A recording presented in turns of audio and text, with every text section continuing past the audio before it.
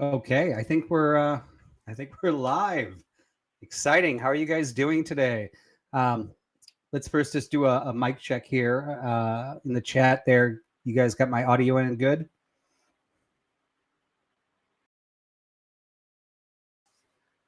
So while I'm waiting for that audio check there, just let you guys know.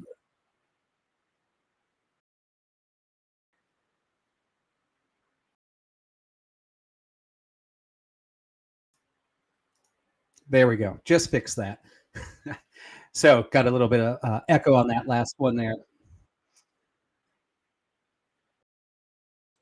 And I'm still getting it. So let me just fix that.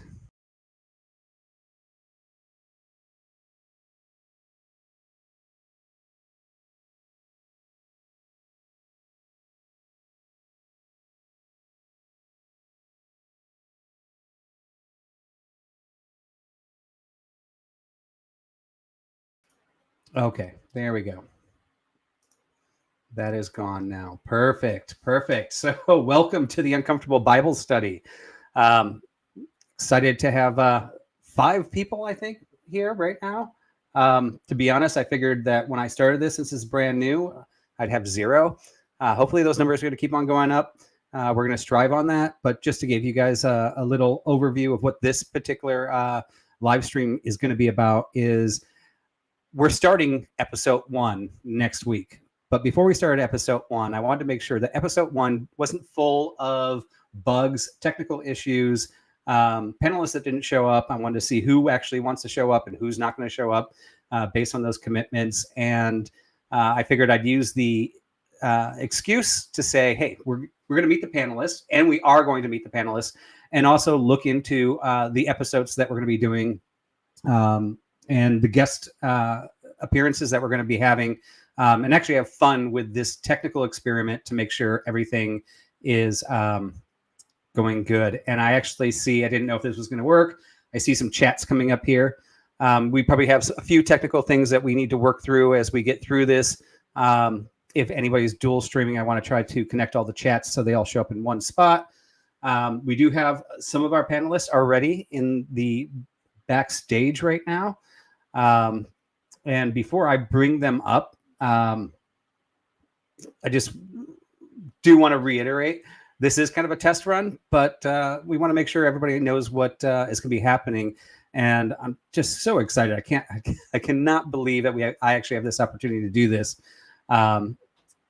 It's something really exciting here. So let's go ahead and let's see here. Oh, wow. Actually, I have a list here. So let's start bringing some people up here. There we go. Oh, my head's big. Well, of course, right? I mean, you are on the side of the non-believer, right? Therefore, you believe your intelligence is beyond that of us people that, well, I think you might say, still believe in Santa Claus, right? Well, I want to say more, whoa, my head's big if it was that way. I mean, we're all on here. So actually, I think my head's big too. So, we're all in the same boat here. We've got our other favorite atheist here. There we go. With the devil horns.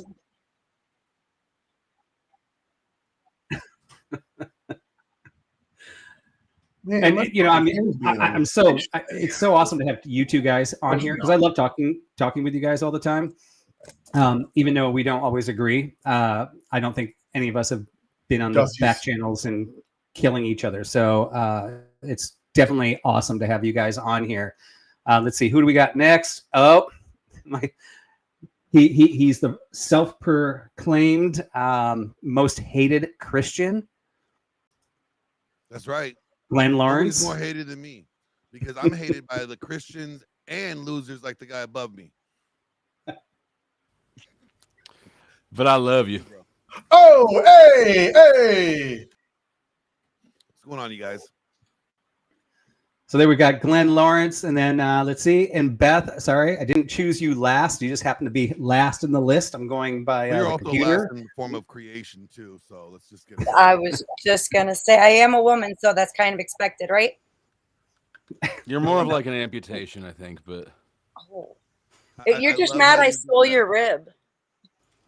Give it I back. think you're at Actually, least worth a half I rack of ribs. wouldn't mind of losing the rib if I actually got what I was supposed to get in exchange of it. Right?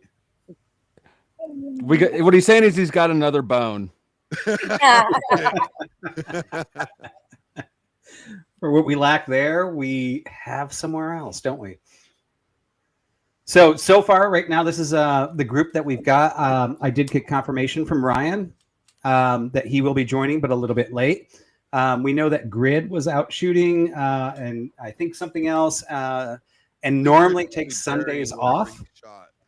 So we'll see. Yeah, he's gonna jump in the shower and ask his wife what's going on. So we may see him, we may not. Not sure. Let's see, who else are we missing? I should know my whole panel. Let's see, 1, 2, 3, 4. Just Ryan and Grid. Yeah, just Ryan and Grid. So perfect. I still think we can get started here. And this is a little bit of a house cleaning before we start episode 1. I actually kind of want to make sure things work so that episode 1 goes smoothly and we're not experimenting in the first episode. But I also figured it was a great opportunity to go over what we'll be talking about. I know Beth was asking, like, okay, you changed the first 4 episodes, and we can talk about that. Also, since this is my first time hosting a panel, there's a lot of things that I actually don't know. I think I'm probably going to need some mods. So for anybody that is watching and that does like to mod, so that we don't get porn bombed in a Bible study, please reach out to me separately. I also am guessing that Glenn and Tyler, Flo, that you guys probably want to dual stream as well. I know that in StreamYards, there's a little link in the upper right corner where you just click it and it just streams to your channel. I'm using Talk Studio, part of Streamlabs. So if we want to get that set up, that's something we can do. Or I don't know if you guys just have the capability of screen capturing. Well. I have both. I have Streamlabs and I have You're real quiet, Glenn. How's Yeah, my let me mic see if I can turn volume? you up a little bit, Glenn. How's my volume? You sound great. nothing can stop me. I'm all the way up. Yeah, you're it's almost like you've got some sound canceling there, Glenn, where sometimes you're a little bit loud and then a little bit really low. It's You got your it's your weak constitution. Echo cancellation is off. You don't have any cancellation going on there? Nope. Mic check 1 2 1 2. See, I've got you all the way up and everybody else at halfway, and you're still the quietest person on the panel. That's weird.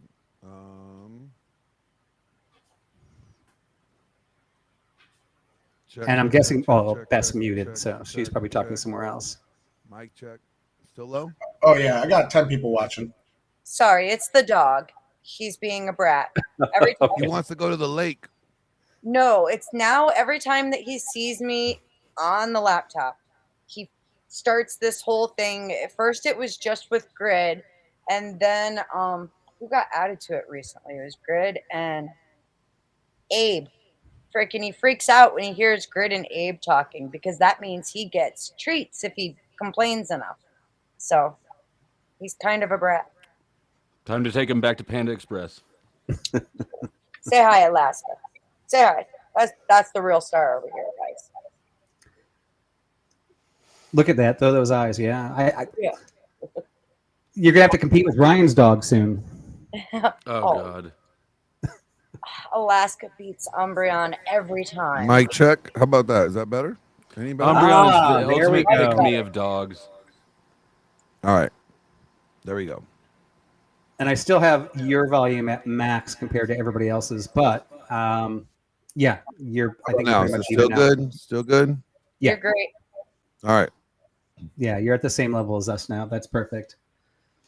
All right. So, yeah, I put a lot of effort into planning out the 12 episodes for this whole uncomfortable Bible study. I didn't put a lot of effort into this particular episode, which is the pre-episode. And I was going to do some earlier today. I apologize because my kids were just crazy, interrupting all day long. But like I said, Stop originally blaming your kids. It's you. it is, because if I would have planned and stayed up later last night, I'm kidding. I'm kidding. Yeah, no, actually, you should never blame anybody. I mean, that's part of my Christian heart, right? You got to take your responsibility and live with it. Do it like a man. Exactly. So we're doing it live. Do it live, folks. We're doing it live. So what I want to do is actually, I do want to introduce everybody here. I want each of you guys to kind of step through kind of where your mindset is. And this is part of the meet the panel piece. And I figure it's kind of good if I start with myself and then my vision. So I'll start with myself as a template. And of course, this is the internet. So you guys are more than welcome to share as much or hold as much back, because, I know that when we're broadcasting to the world, not everything needs to be shared. So that's totally respectful. So myself, I'm Vibe. I've been on some of these channels debating. And when it comes to my faith, I started off as a kid with a grandmother that was a devout Catholic and a grandfather that was a devout Catholic. Very, very strong. And they raised both, and my mother and father's parents were both that way. They raised them very strong in the Catholicism. My dad went all the way through graduate school in a Jesuit school, and then actually ended up going to a secular college, University of Urbana in Illinois, and actually expanding beyond his grad degree in metallurgy and mechanical engineering. My mom also was devout there until she got divorced, and her husband got all the children in the 60s, and he wanted to get remarried. And for him to get remarried in the Catholic Church, somebody had to take blame for him to get remarried. And he asked her to take the blame, and she was kicked out of the Catholic Church. So in my upbringing, I had two grandparents that were bringing me to church every day. I always loved the sermons. Even when I was 10, like I loved going to church. I loved listening to sermons. However, my parents, who also were both professors at the university in a school in Michigan, had both left the faith. My dad said the nuns beat his faith out of him in school. And he was a professor. He was logical. My mom left it because she was forced to leave. And so I didn't get any guidance from my parents. If anything, I got the opposite. Both being professors at the university, growing up in a neighborhood with a philosopher on the right side, a mathematician on the left side, psychologist in front of us. I was just surrounded with the college. I mean, the whole neighborhood was all professors. So through my life, I actually always said I like what Jesus teaches, but I definitely had my struggles between leaving the nest. Well, even in the nest, I was actually being encouraged by my own parents to not participate, while my grandparents wanted me to participate, and me always actually loving going to the Catholic Church. So I actually did have my run of years where I felt like I had faith, but I didn't go to church. I didn't do these things. It wasn't later until I got married, where my wife asked me about where I sat in that whole thing. And I'm like, I believe in Jesus. I love his teachings. But I've been doing fine for the last 20 years and my life's pretty good. And she cried and she said, I want you to come to heaven with me. Come to church again. And that's when she took me to a Protestant church. And I call those rock and roll churches. The one that she took us to had a band on there. They weren't singing the old stuff from the Catholic Church. They were doing new Jesus songs that were rock and roll. I ended up getting involved in the church. I don't ever think I lost my faith. I just think I lost my daily devotion. And it was very complicated. And I have now been in that scenario raising 3 kids. I own my own business. And I'm now on the Protestant side.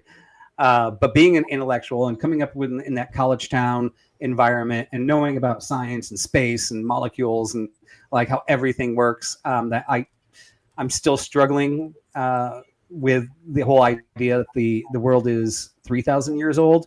And I believe that in the way I look at it, it's actually possible that the whole beginning wasn't 3,000 years, right? There were that time's infinite. But I actually started this because I have this really logical mind, and I grew up in a college town surrounded by professors.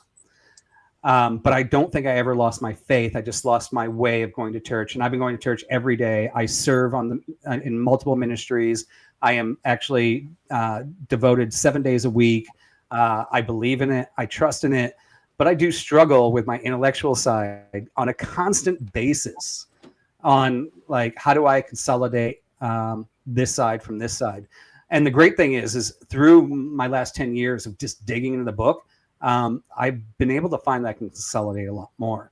And this is why this whole study is actually created, because if I sit there and I join another online men's Bible study, or I go to another men's Bible study, we're just preaching to the choir. And I don't want to preach to the choir. And for other people that are out there, like Flo and Tyler, and then Ryan later, it's not a good argument of my faith if I can't bring people on that can counter what I actually have gone through. And I want to counter what they've gone through as well. So this is my vision. This is where I'm at. This is the reason this whole thing was created. And I am not the expert. So I'm not here to convert you, Tyler, Flo, or Ryan. Ryan's in the back, by the way. What's that? Ryan is in the back. He put it in the chat. Oh, there he is. Sorry, Ryan. So bring Ryan in. Hey, everyone. Good to see you, Ryan. So I'm just wrapping up there, Ryan. But I mean, because of the background I came from, I love the intellectual discourse of going back and forth on different beliefs. I think it's very valuable. Ultimately, I'm hoping this is going to strengthen my faith. I hope for the faith believers on here, it's going to strengthen their faith. For anybody who is teeter-tottering, left or right. So if there's somebody that's Christian and wants to go Flo's way, maybe Flo can convince them. If maybe they're on Flo's side, but they're teetering and thinking about Christianity, maybe I can convince them, right? I want it to be a fair battle. I know blood sport's fun, and we could do a little bit of that. But one of the reasons I wanted to have the same panel is so that we actually all can get along and have fun. Even if we do get a little bit hard on each other, we know we have to face each other again the next week. So that's my vision, and I just want to grow. I want to become better. I want to also. So this. I'm going to wrap it up with this. I had a very deep thought about this, and I'll open it up for any comments there, and then we'll go into the introductions of the panel. But for me and for the people of faith on here, if I run this show, these 12 episodes, and you guys on the other side win, meaning that you convert more people from Christianity to non-Christianity, to me, I just made a big mistake, because if that's true, if Christianity is true, I just lost a bunch of souls that are going to hell. Now, if you guys convince that in your brains, you're like, well, we didn't lose anybody, because there is nothing. We know there's nothing. However, if I convert them to my side, no, even if I'm wrong, there's no damage, right? If I'm wrong, there's zero damage, which means everything's the same. But if you're wrong, there's tons of damage. So the collateral that I have to deal with even doing these episodes, actually, in my worldview, is much more damaging than the collateral you have to deal with in your worldview, in that there's no consequences for anybody, because that's it. So I'll end it with that. And then if anybody wants to make some comments, we'll go ahead and talk about those comments. But then we'll talk about, we'll go ahead and introduce everybody. Do you want pushback on your cost-benefit analysis at the end there? I also have some thoughts on that, but Flo, if you want to take the wheel. You know what? before Actually, do. I'm going to change it up. Let's actually all introduce ourselves first, and Okay. just like I gave that, and then let's go into our cost analysis of the detriment. Uh. So let's start with Tyler. Your name is too close to mine, Taylor. Oh, can't hear you, Tyler. Sorry about that. I did double mute. Tyler, average debate enjoyer, YouTube, Twitch, Twitter, all that fun stuff. This is a little out of my realm of like norm. I usually cover day-to-day politics, but like it's something I'm definitely interested in. I grew up in a religious family. My wife is rather devout. My grandpa was a first-generation immigrant and tied into the old ways. So she was super devout, volunteered at her church, and I'd spend weekends there a lot helping out just because grandma was doing it. She used to take home the Virgin Mary and paint it and all those things. She was very into her religion. My dad was raised religious. He has a religious second middle name, things of that nature that I never really got. I wasn't baptized, though my sister was. So my parents kind of fell off the religious train between, I guess, our births, or maybe they were already straying away from it prior. So I was kind of left to my own devices. And with that, I became atheist agnostic. And I don't know, faith just wasn't taught to me. So it's something that I didn't inherently grow up with. I am open to hear people out. I never rule anything out as a possibility, even if there's no evidence to support it at that very moment. But it's going to be an uphill battle for somebody to try to convert me. I am quite the skeptic on things, and I scrutinize things, I think, in a fair way on both sides. I line up kind of like what the Democratic Party used to in the 90s, where they used to let pro-lifers in. They used to be pro-religion. They used to like America and Western culture and didn't hate everybody that disagreed with them. So the way I grew up was, even if you, as an individual liberal, individualist liberal is if you don't believe the things somebody else believes, you don't have to chastise them for it, attack them for it.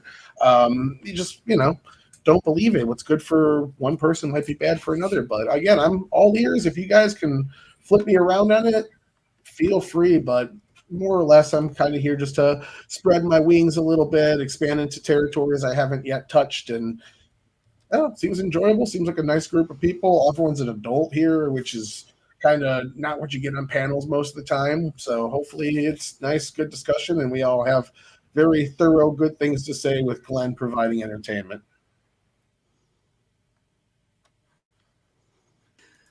Glenn, you're going to have to hold off until your round. But go ahead, Flo. My name is Flo. Well, people call me Flow State. My main channel now is the Powdered Dusty. My name is Taylor. I'll answer to any of those three things. I'll probably be the least mature one here, except for maybe Ryan, but it'll definitely be one of us. Looking forward to this. I appreciate being invited. My background, I was raised in just a generic, casually religious family, church every other weekend or something like that. But it wasn't a huge, crazy thing in my immediate family. I did go to a Jesuit high school, even though we're not Catholic. Kansas City Missouri side has really bad public schools. They weren't even accredited until something like 2009. I don't remember the exact year, but as a substitute, there's a lot of Catholic private schools here. And so I did go to Jesuit high school. I'm familiar with Catholicism, and as well as I grew up in Protestant. Kind of an interesting aside is I have three sisters. One of them I was raised with. Two of them I was not raised with. All three are now Mormon, even though my house is not Mormon. So let's see. As far as the topic here, I never really had much personally vested in the religious topic either way. I personally didn't get much out of it, but I was never harmed by it either. There's a lot of people who have had particularly negative church experiences, and that's not my case. But the longer I've as my life has moved more into this sort of sphere, and I'm spending more time talking to people in different groups with different ideas, I've become more and more convinced that organized religions actually have nothing to do with spirituality. In fact, they're a detraction from it, and it's group thinking and psychological control techniques masquerading as spirituality.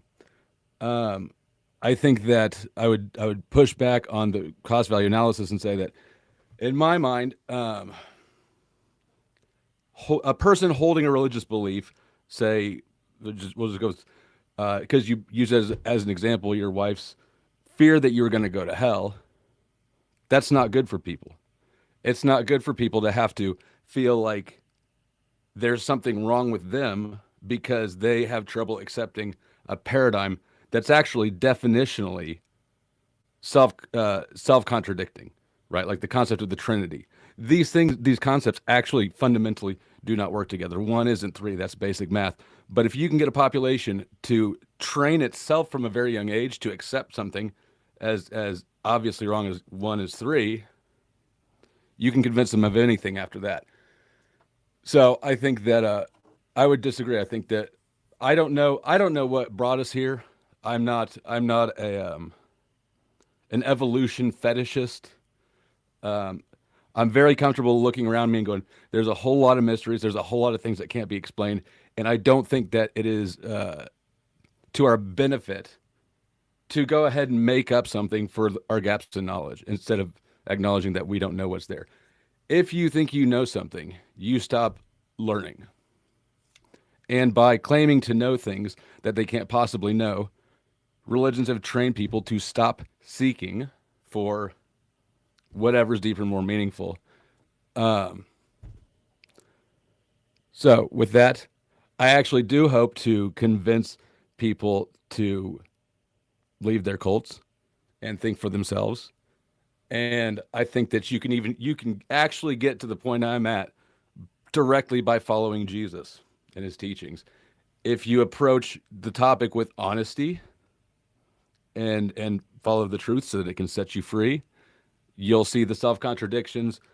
You'll see that in many, many ways, the religions that people pat themselves on the back for or get this sense of moral superiority actually have them behaving in more satanic Luciferian ways, ironically, because they're attempting to be like God, to be as close to God as they can be, which is an impossible task, but it has people living in ways that are self-deceptive, dishonest with those around them, in vain.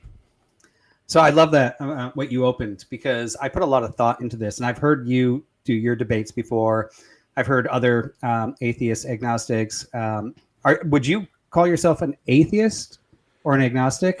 I think agnostic is closer to the truth. I'm not just materialist, right? I don't think that we just accidentally nothing, right? I'm not that guy, but I do think that there's almost no way that organized religions are anything that I think is true at this point. Yeah, and I actually, Glenn, you're up next, but the other Tyler also said, I'm atheist agnostic. And we do have to understand that there is a pretty distinct line between the two.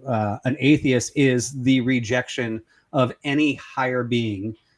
Agnostic says, I might be rejecting Christianity's God, but I believe something, and it may not even be a God, exists above and beyond us. Would you both agree with that? I definitely more think could. I'm not ruling out the possibility. I'm going to say that I believe that there is something bigger and more going on than we're aware of. There's some, for lack of a better word, I do think that there's something supernatural or metaphysical. I don't know what it is. Okay. But I do, I spent a lot of time when I was in jail. My mom printed out and sent in a lot of near-death experience stories for me to read. And it's just you just can't look at these sort of topics objectively and scientifically and conclude, you know what, there's nothing there. Something's going on. I don't claim to know what it is. I think that even for people of faith, you would have to look at the scenario and go, okay, we don't know what this is, and it's because that's how God wanted it to be, and we actually should not know. We don't need to know why, but in this life, God didn't want us to know what happens after death. So can we label you two as agnostics? That's how I would self-identify. Okay. All right, Glenn. I'm handing it over to you. And by the way, Flo brought up a lot of things I was ready to debate on, but this is not the debate episode. I'm sure you're ready to go. And by the way, and what I was saying earlier, Flo, I laid out a lot of the episodes to actually talk about, like I picked them specifically to address almost everything that you brought up in your view there, right? But episode by episode, and from what I'd seen in debates. But Glenn, the floor is yours. Like it should be. No, I'm kidding. So for me, I grew up in church. I saw the everyday Sunday thing. My stepdad was he's a professional drummer, and he has worked with a lot of gospel musicians, even like secular musicians like Michael Jackson, stuff like that. But growing up in church, it was just normal, a normal everyday thing for me. It wasn't unnormal not to be at church. And it wasn't until I became a teenager that I started questioning a lot of things. One, how my mom could be like speaking in tongues one minute and then cuss me the fuck out the next minute. I was just like, she's either bipolar or she's demon possessed. I don't know which one it is. And, freaked me out. So there's a period that I walked away from my own faith because I was like, they're all hypocrites. Like, at least be you. If you are a cussing, drinking, person in your private, just don't project something that you're not in public. Just own it. And it wasn't until later on I ended up running into a pastor. He invited me to church, and I pulled up my sleeves. I said, "Do you have a problem with these tattoos?" Because I'm tired of going to churches, and all of a sudden the pastor is changing the sermon to let me talk to you about Jesus. Do you know about the law of Jesus? That would happen anytime I would walk into the church. So he said, "No." He's like, "If you can actually come 4 weeks, I'll get a tattoo." So my whole goal at that point was to go 4 weeks to prove that this man is not going to get a tattoo, call him a liar, and tell him to fuck off and then leave. Right? Well, that didn't happen. He ended up getting a tattoo in my living room. It was funny. Had my tattoo artist go over there, and he encouraged me to, go into like why I believe what I believe, but why do I find try to disprove it. And I tried to. I decided that I was going to enroll in Liberty University. And at first, I was just going in there just to, with the general, I wanted to get a general studies of Christian, it was going to be a general religious studies in Christianity.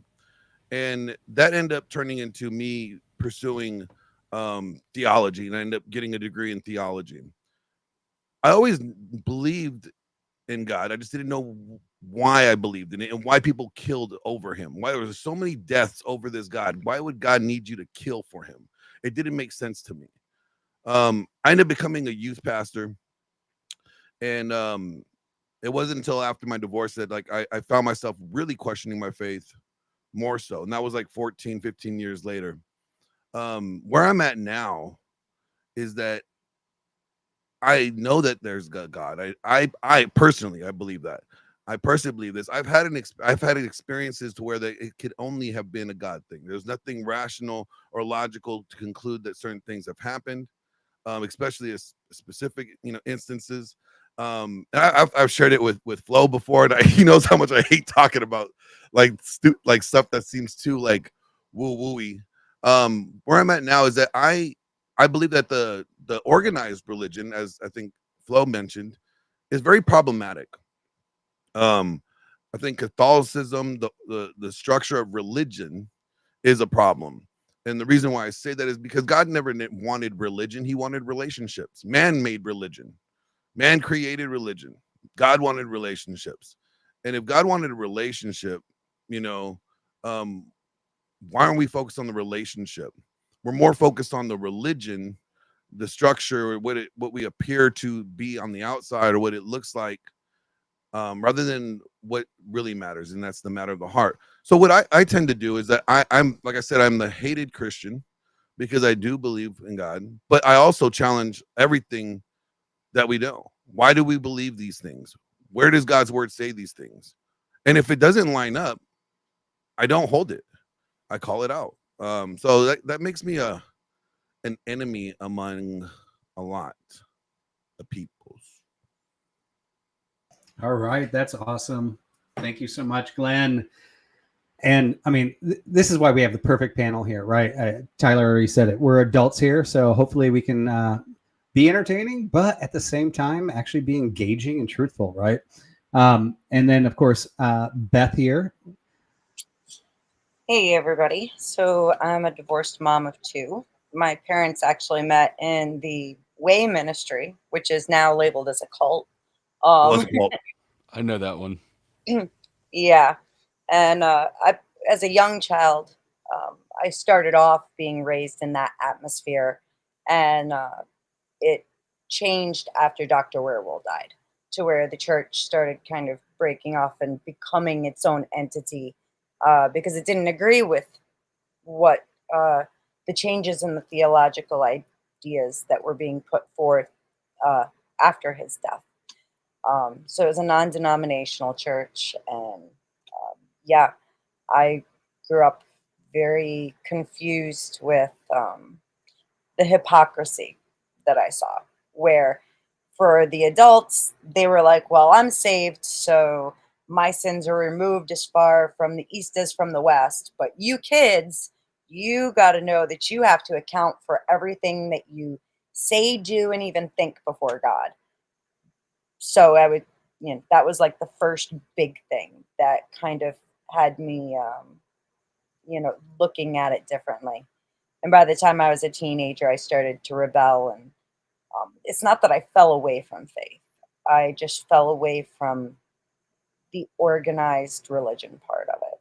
Because I do think that there are people, there's people who will use churches to control and to manipulate.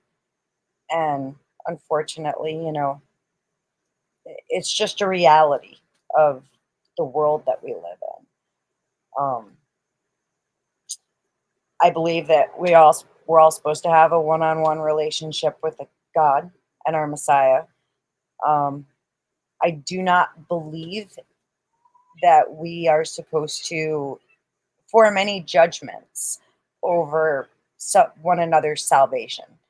Even scripturally, that is meant for God alone. So I would never presume to tell anyone that they're going to hell, because I don't know. That's God's call, not my own. For all I know, I could be going to hell and not know it, right? And I do agree that God is unknowable to a point. And even scripture backs that up, that we're not supposed to know everything. And we're supposed to be striving to continually learn and to show grace to one another. That doesn't mean getting walked on, though. I'm not one of those Christians who turns the other cheek.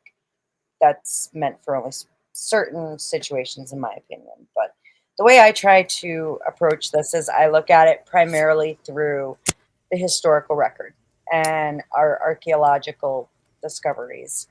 And that's how I kind of started solidifying my own faith, seeing as how I lacked a church community. And that's been absolutely amazing.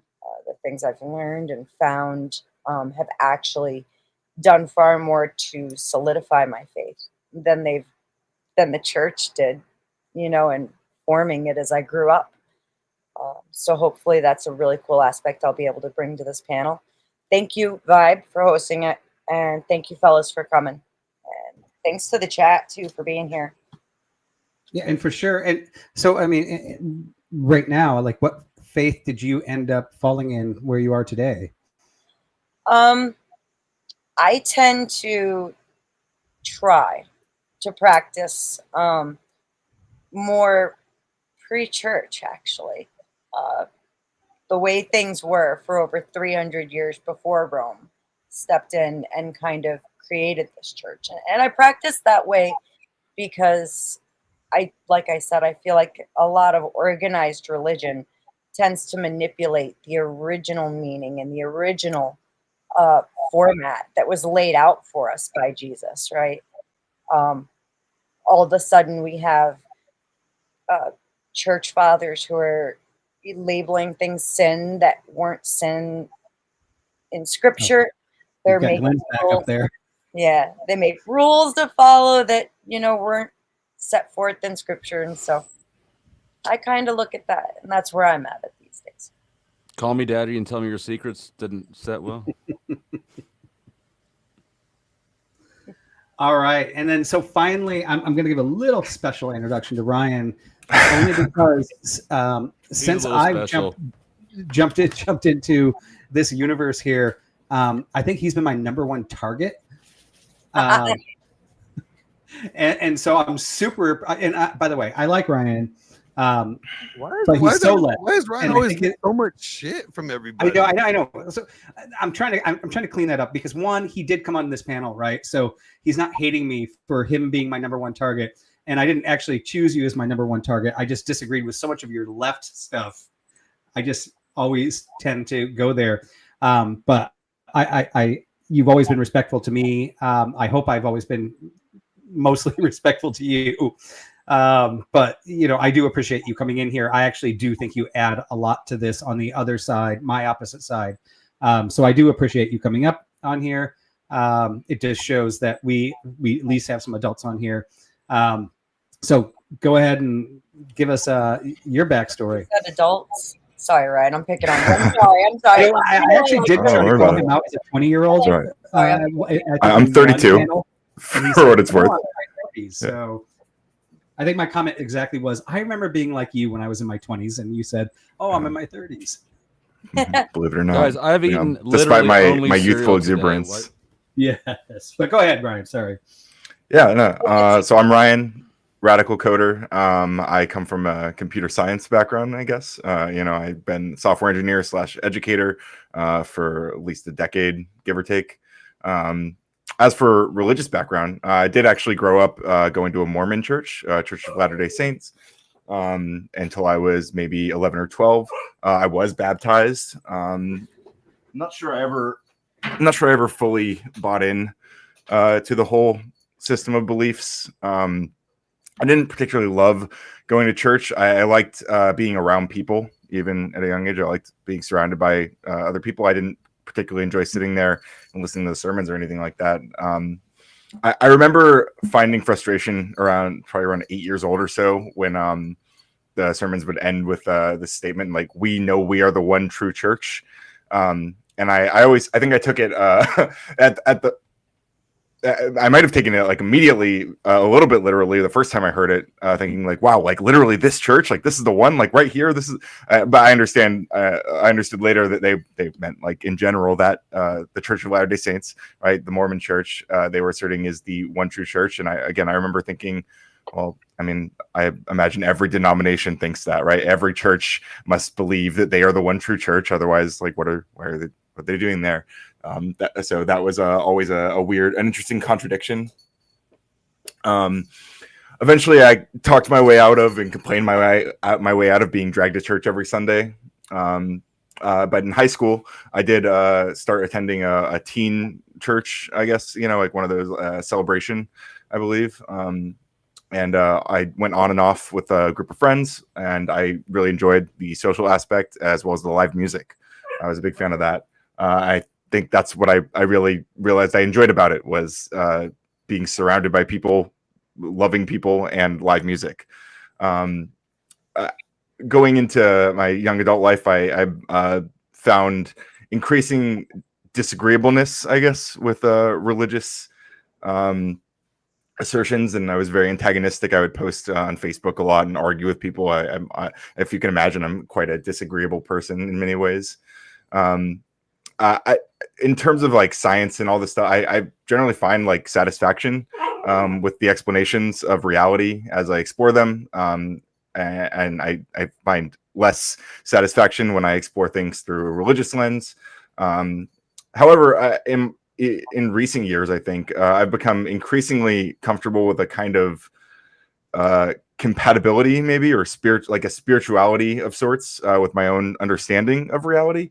I don't see like a contradiction with what I consider to be like more philosophically spiritual interpretations, like kind of Buddhist, like the Godhead stuff like this, that we're, we are the universe experiencing itself from a bunch of different perceptions, different consciousnesses, but in a sense that we're kind of all experiencing one thing that we call consciousness in a wide variety of ways.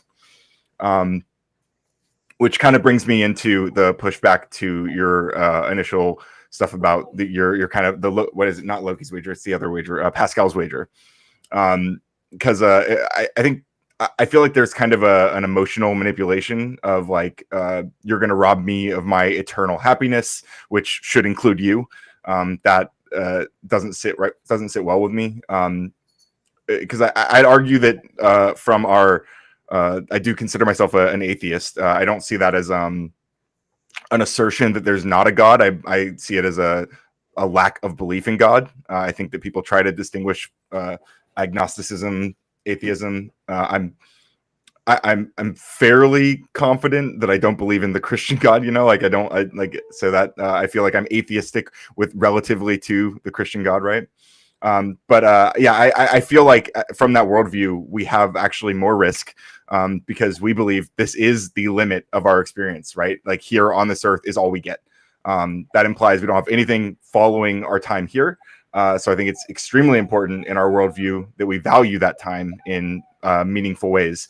And I find that to be a very reasonable grounding for moral agency. With that in mind, Numbrion's crying, but he'll be okay. I think it's. I mean, just to clarify, there you said you're atheist to the Christian view, so you didn't actually take on full atheism, just atheism to the Christian view. Which would that put you still back into the atheist, or sorry, agnostic? Yeah, so I think I'm atheist to really any particular God. So I think that most atheists are. I think that's kind of what they're communicating when they identify as atheists. I'm also atheistic in terms of Ra, the sun god. I'm also atheistic to Poseidon or I'm kind of saying the same thing. And Allah and God are both kind of, that's Allah is just kind of the Arabic word for God, right? Intelligent design. Yeah, in general, yeah, I would say I'm atheistic to intelligent design, but I mean, like, I can imagine that, like, outside the realm of physics and science and everything, that like, some consciousness or some sort that I can't even fathom kickstarted the whole thing. Like that's or that like we're all being fooled, by like with the idea, like, the whole 3,000 years old thing. Like maybe everything was put here in a very convincing way that makes it seem like the Earth is much, much older and that we evolved from different things like that. I mean, I guess that's possible, but it seems it's kind of hard to track. Like I don't really see a lot of reason to believe that, right? But like you got the question, like, why is the evolution stopped then? Like we should be able to like shoot lasers out of our ass and shit by now. Well, that's not exactly the implication of evolution. We can get into that later. I want to finish my kind of notes here. But like, so the fact that I see that this is all we have, right? I don't think we have anything following our time here. So again, this is where like I find like grounding for moral agency. So I find it deeply concerning when people want to use their perception of the desires of the creator of the universe, the alleged creator of the universe, to then shape those brief experiences that we have here, particularly via forceful means. I think that if they're right, then sure, it's possible they unlock and secure eternal salvation, whatever that really means for them and maybe for others. If they're wrong, then they are, in many cases, robbing individuals of their own agency in the one brief blip of consciousness that we experience, which is wildly disturbing to me, and I frankly view it as morally abhorrent. So, yeah. That was a fire That's conclusion. awesome. Thank you so much, Ryan, and thank you for putting some time into that, because I actually saw that you're reading from your notes. So I appreciate everybody doing a little bit of study and just not being random ass on the panel. So much respect there. And I did learn, and this is one of the reasons that, like, trying to work out technical issues and see how we all communicate well together. We all are a lot of people that like to talk. So I don't think I'm ever going to do a round where I just give you guys all an open form. Yeah, we definitely need to keep it short form and going back and forth. Otherwise, we all, and I'm including myself here, we all get a little bit bored with each other. So we definitely need to keep that engagement back and forth.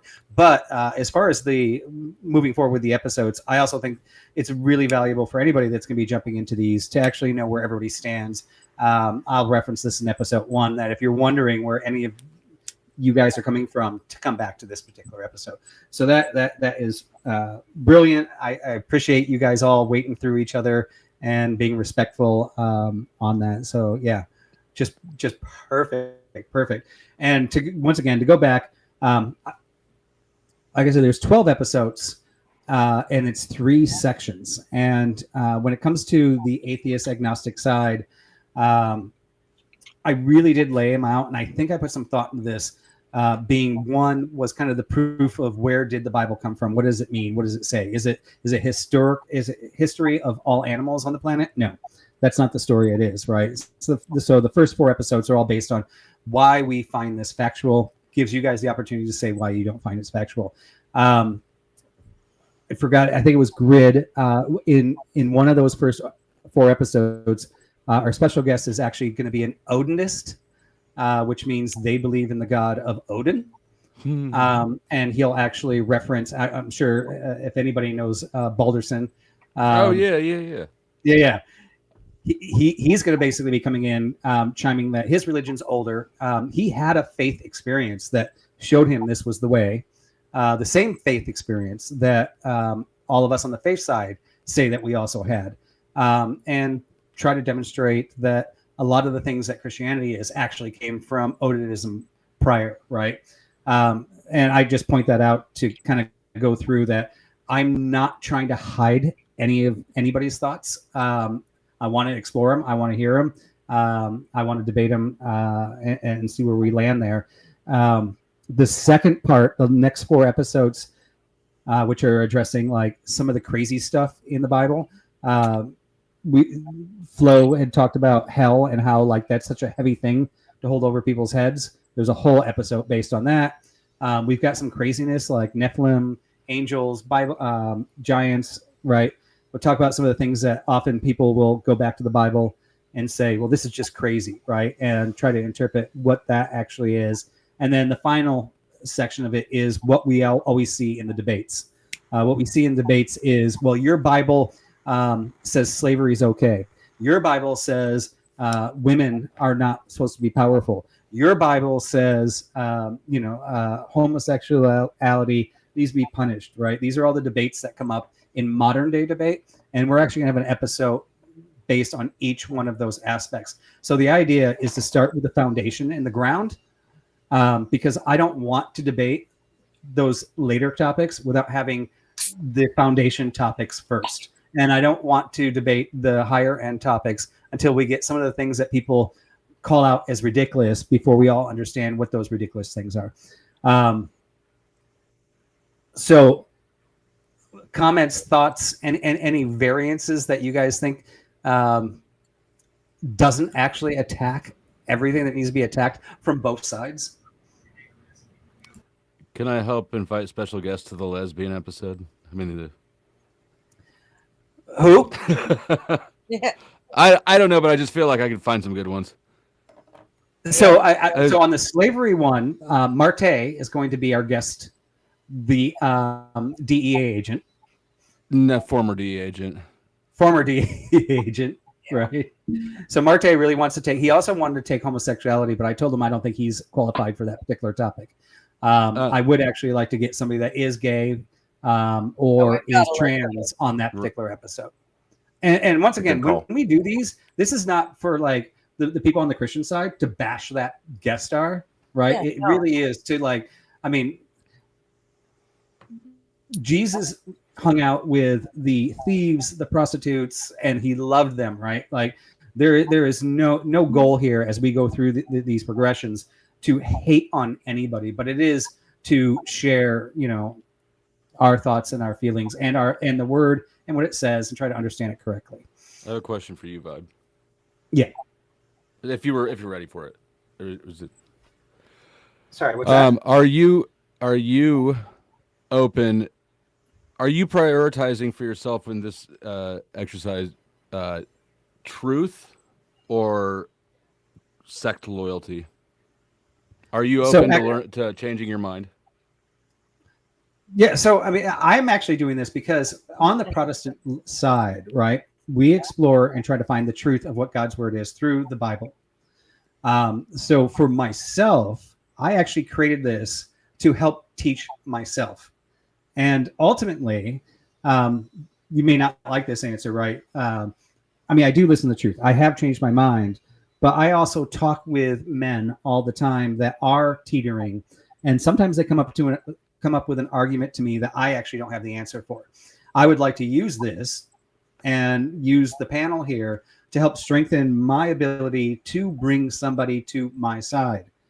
And I mean, I think when it comes to this panel, I mean, maybe Tyler won, since he's the first screen, might have an ability to bring to our side because he's got a wife that's probably also hitting him from the other side. So he's getting hit from two sides right now. He's getting hit from his married side, and he's getting hit from the panel side. Yourself, right? I'm probably not going to convince you. I'm probably not going to convince Ryan. I'm probably not going to I think I can convince Dusty. My Katie is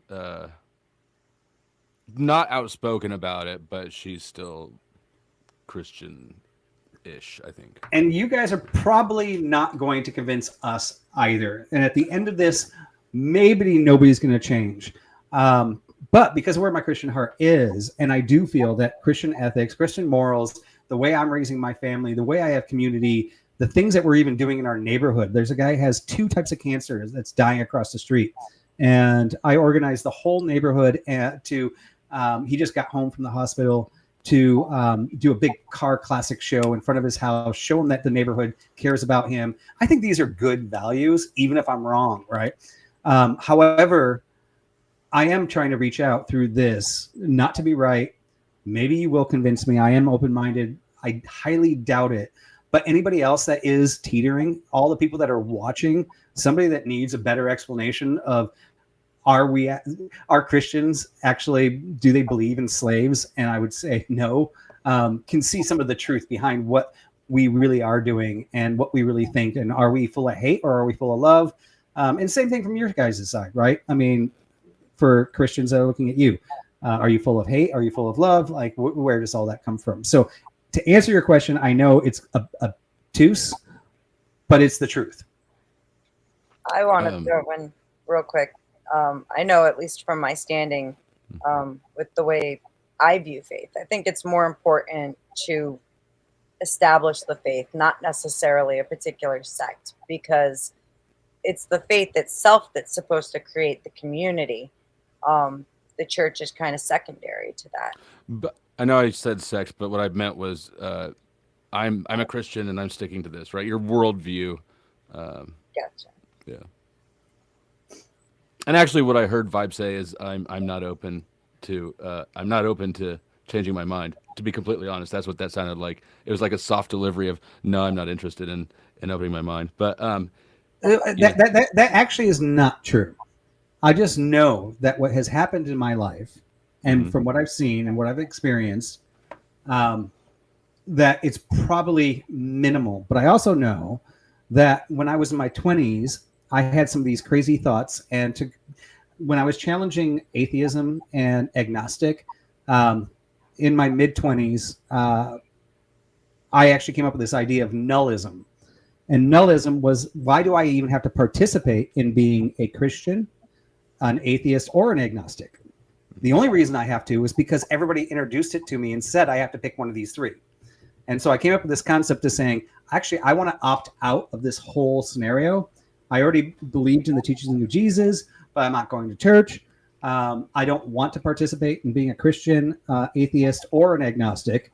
I just want to keep on doing what I think is good because I think I have good moral facilities. And I came up with this new idea of nullism, right? Now, my mind was changed, and I look back at that old self, and I go, well, that guy was an idiot. I learned a lot of new things. A lot of things have happened in my life. I'm 53, almost 54 now. Age does open a lot of insight. So when you said, I said, no, I'm not going to change. I definitely would have been a lot easier to change when I was younger. I'm a lot harder to change when I'm older. But because I'm so strong in looking at the facts, I will change based on an argument that I can just never disprove.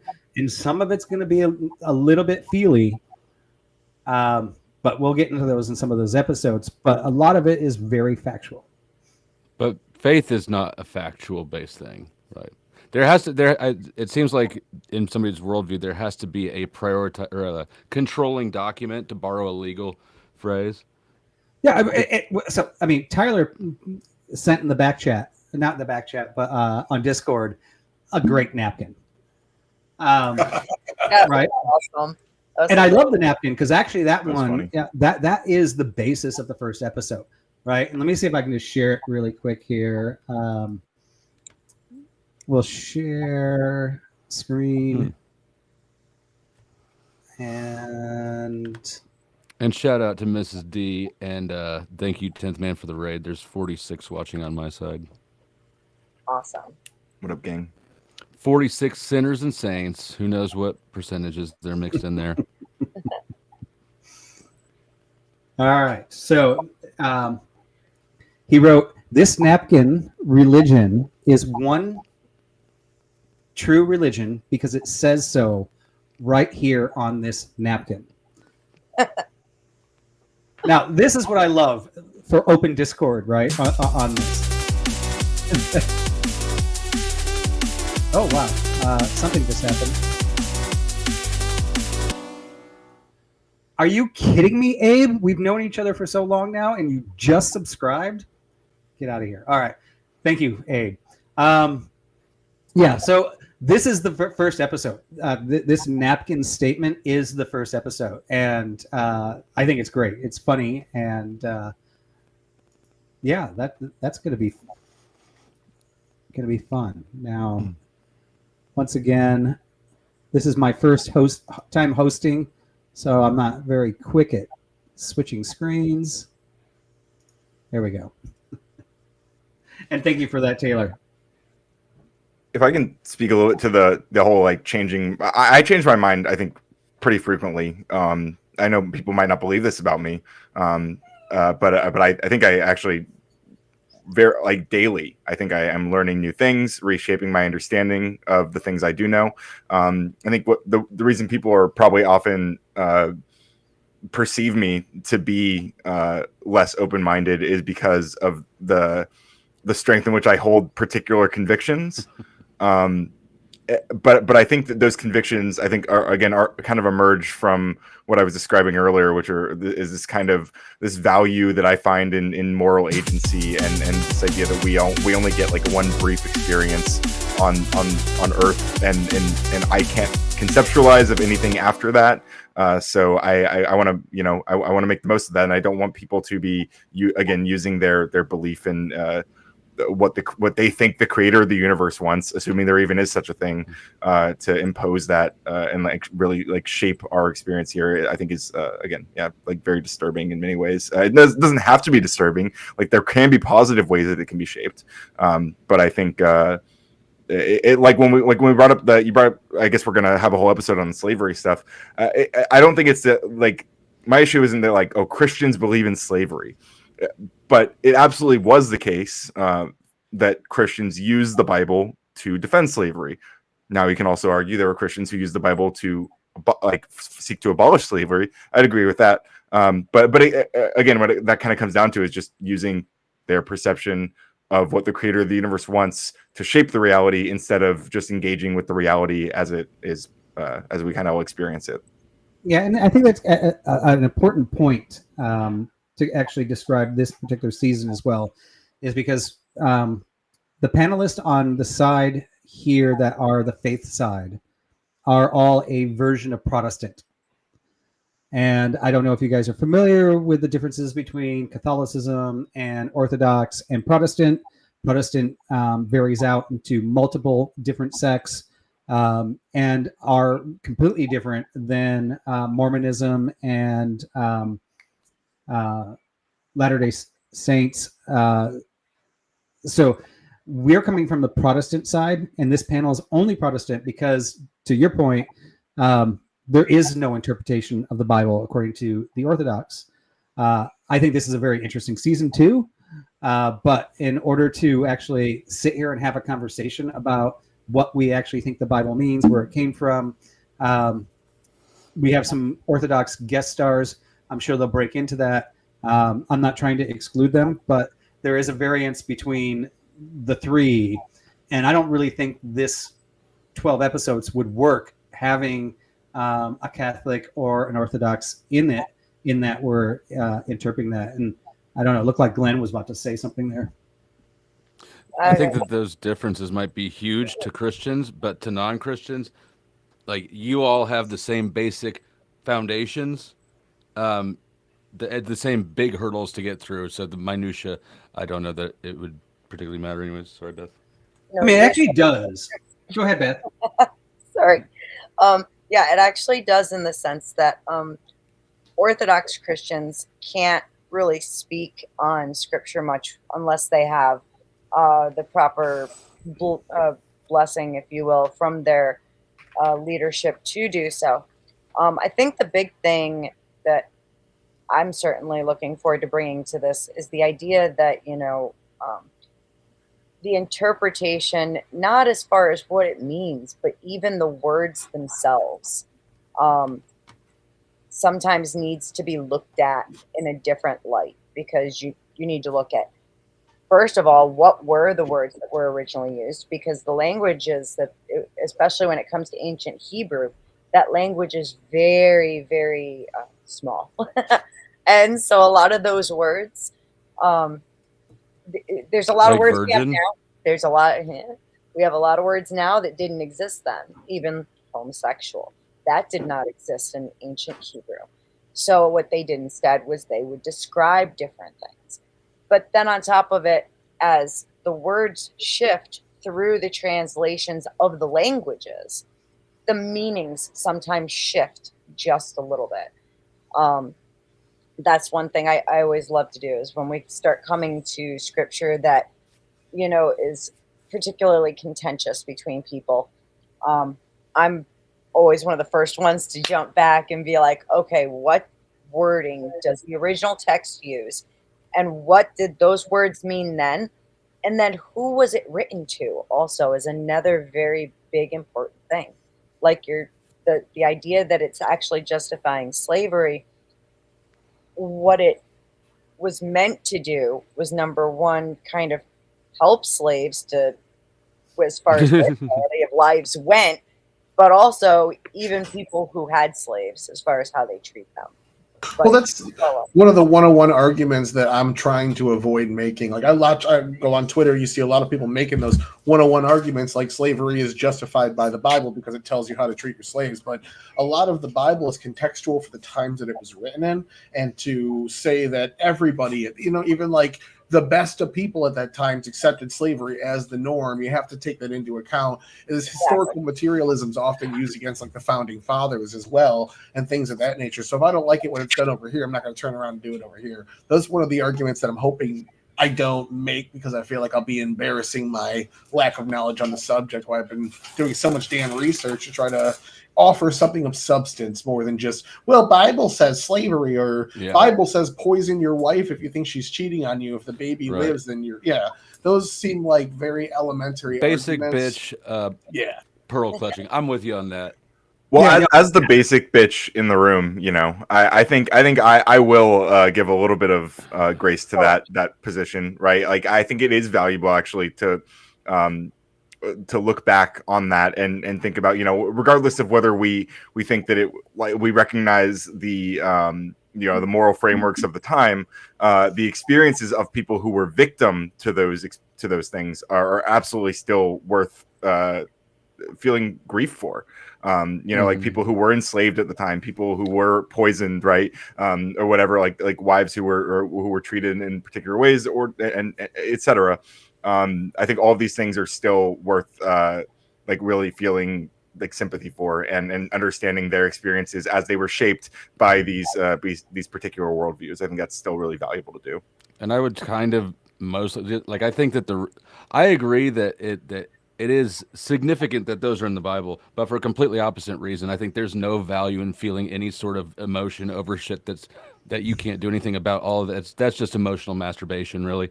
But I do think the fact that this is the Word of God and it is unchanging and it is today shaping people's moral paradigm is not something that is insignificant. I just sort of feel like the shrieking about slavery in the Bible it's something that we've all heard 1,000 times, and the conversation point is a non-starter. Well, yeah, look, and I think in some of these areas, and sorry, Beth, we'll actually be able to put some of these debates where you see a atheist or agnostic talking about slavery or this point to bed, even if we don't convert you to a Christian, right? Where I mean, they attack things because they didn't read the whole thing, they don't know the story from front to back. I do definitely hope to convince you guys, even if you stay atheist or agnostic, that some of the points I hear in debates are just ridiculous. And it is very important to look at the time, context, and things like that, which once again is why I was talking about the base there. And so I'll let you continue and not to interrupt there, Beth. you're totally fine. Don't worry about it. I mean, there's a lot of us, so it's going to happen. It's all good. I think that an important thing to remember too, especially when we're looking at scripture, is that the primary goal with a lot of the prescriptions is to change the heart of the individual who's reading it, right? Is it going to fix the world? No, because there's so many of us. However, if you're taking it, you're reading it, and you try to practice, even just trying to practice it, over time, it changes a lot about who you are, how you see things, and how you feel about things. And so that's one of the valuable parts to it. Repetition of any activity will morph new synapses. First of all, momentarily, shout out in the future, there are going to be more Ryans who have sympathy for us for reasons, whatever. Thank you for feeling some sort of way about my plight. Future Ryan. Yeah, so just to push back a little bit on the whole moral masturbation angle, I understand why that's a I don't know, a provocative way of engaging with what I'm saying, but what I'm pointing to is a concern that we repeat those mistakes, right? So that's why I think it's valuable to recognize the suffering that was caused so that we can avoid that suffering in the future. To Beth's point, I think what you're describing is something that people can experience when engaging with really any written text, any information, just learning in general. I have a slogan over at my channel called "Learning is Radical." I love learning and unlearning things as well, and I think that learning new things and reflecting on those new things, and re-exploring even ideas that you've feel like you've already internalized, kind of reapproaching them from different angles is really valuable, and helps again shape new insights and shape the way that you experience your life in the same way, all the same ways you were describing. I think none of that is limited to biblical text by any means. Of course not. I agree with you on that. However, this was, again, you need to look at the time period. Okay, there wasn't a whole lot of books being written back then. I mean, sure, there absolutely are. We're going to have to go back and establish why we're looking at this at all.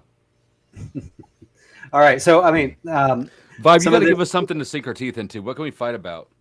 Well, okay, no, this is just an introduction, and like oh no, Dusty, where's your Pope hat? You got to get it. You know you do. I'm not getting it. Vibe's not going to let me fight.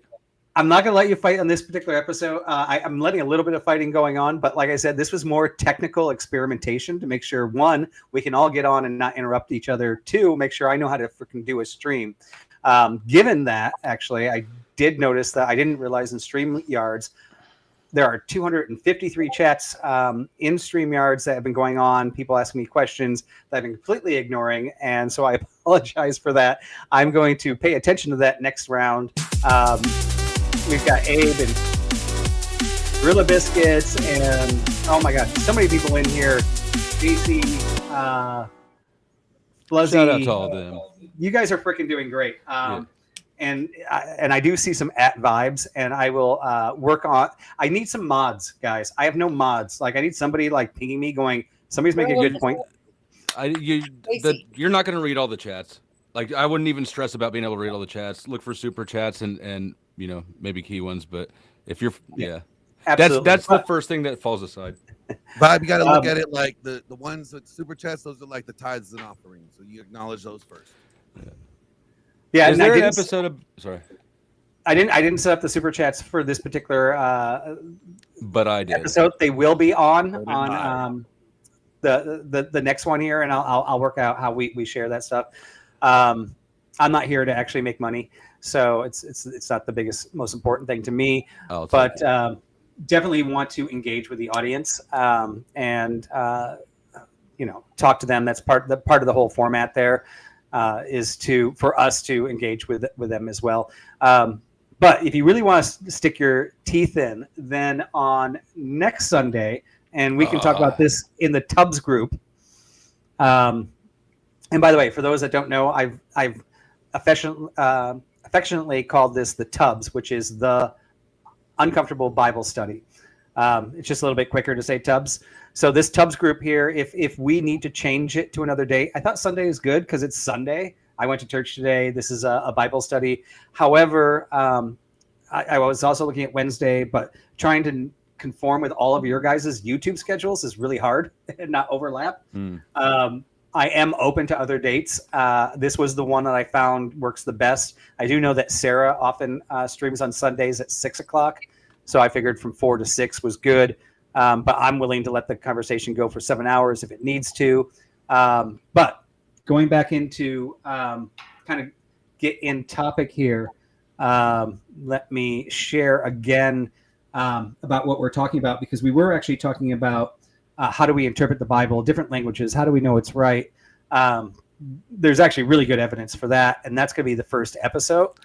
Let's see. Bring on the Shroud of Turin.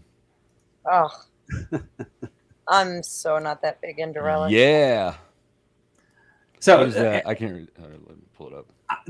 This is my layout that I've been working on way prior to starting this whole thing of what the format's going to be, some fake ads, faith roasters. You guys might have seen that in my original thing, the layout of the episodes, and then I started laying out all the episodes. This is a big edging session.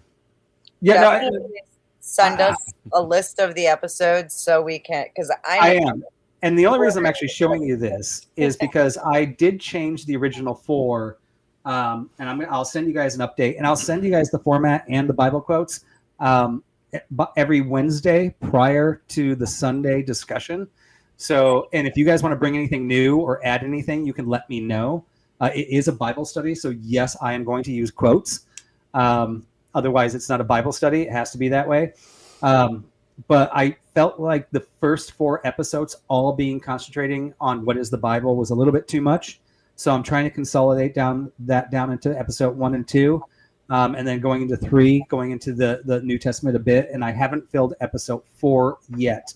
However, I feel like the rest of the episodes are solid. We're not going to change any of those. And to make it so that we're not reading small text, I have formatted the majority of these. Where did they go? I sent you a suggestion on Discord. Okay. I will look at that. But yeah, so kind of going to some of the questions or the comments that were happening earlier is, does the Bible claim to be divine? It's basically going to be quotes on what does the Bible say about itself. I already heard the argument that how do we know what it actually said? Well, we do have some original texts, and we do have a whole translation matrix. There is actually a matrix that is a direct translation where it actually, if the word doesn't exist, let's just say at the beginning of the Bible, it says, in the beginning, there was light in the NASB version. In the actual literal translation, it just says, in beginning, there's light. So they added a bunch of words. And we'll go into that. But we do have a one-to-one context that we actually can compare. And because I grew up with so much scholastic people around me, I always go, and is what I'm reading the right thing? So I don't have to learn the original language, but I can look at the word for word translation. And there's lots of things in the Bible. When the word slave is always slave in the Bible, but in the original textures, there's actually two versions of slave that are two different words that mean two totally different things. Same thing with love. What are the two There's different kinds of slaves? So there is a slave as being owned as a slave. Mhm. I was bought, I was acquired, or I was given to pay off a debt. I didn't really have a choice in the matter. The other type of slave is the type of slave where you saved my life. I am indebted to you. I am therefore going to make sure that because of what you did for me, I'm always going to give back to you. Almost like best friend, but with a much more deep context. Now, these are two totally different types of slave, but in the Bible, it's always in English, it's always translated to slave. So I'm a slave to God, right? That doesn't mean that God owns me. That means I am indebted to him, right? So there's a bunch of things, and I always dig very, very deep into each of the words and understand like that. Even though in the English version it says love, love, love, love, but there's actually 6 different versions of love, and they all have 6 different definitions. These are really important things when translating the Bible. And when people go, hey, do I actually like, how do I know that's what it really says? Well, I dig that deep to find out if that's what it really says. My favorite one that I have found is, I think it's Genesis 6, maybe 6, where it says in the Bible, in most Bibles, it says God regretted creating humans. And this is why he flooded the world. And I looked up that word regret because it was argued to me that, you know, if God is infallible, how could he do something that he regrets later? And the word that's used actually means like the deepest form of sorrow. So it's more that God was deeply sorrowed watching what we were doing to ourselves. Wouldn't that still imply regret or surprise or a similar situation? Not necessarily. Like, so you can feel absolutely horrible about something, but not be like, I wish I didn't. I wish I had not done that. But you could still be really sorrowful about it, right? Like how? Flo so wants to dig his teeth in. He's ready. I mean, No, yeah, I agree do. with that, Beth. Not if you, only if you're sorrowful about something that somebody else did. If we're talking about an event that you did and you're sorrowful about it, then well, that's the same as regret. look at it. I feel like you can feel I feel like you can feel sadness about having to make like a specific choice and still be like, well, that was the right choice to make, even if it was like extremely hard. And it like saddens me to reflect on having to make that choice. Exactly. Like that seems like a sorrowful thing, even if it's something that you like would not go back and change. So that and would something you imply have to that be God very is mindful of is you said that's the same as regret. But once again, we're saying that the words do not necessarily have, if you take 2 different regrets in the Bible and they actually are 2 different words from the original translation, that doesn't mean they actually have the same subnotes.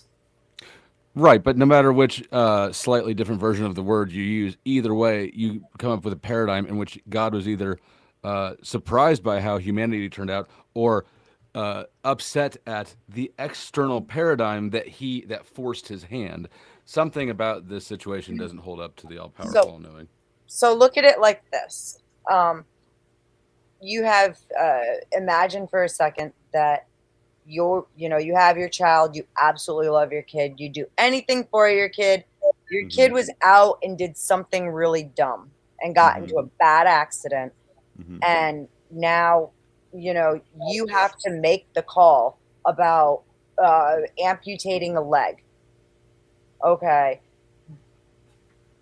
It's nothing that you did that led to the situation where this accident happened. You're going to be so incredibly grieved by having to make that decision. Sure. That's what I'm saying.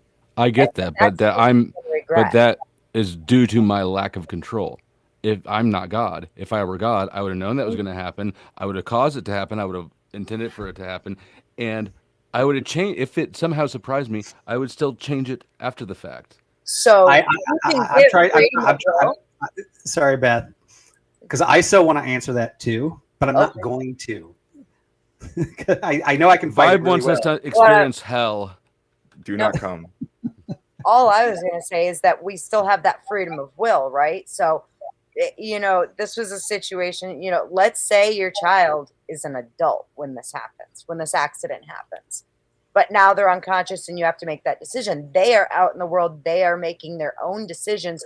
You can't stop them. What is the point of this non-comparable example? What do you mean?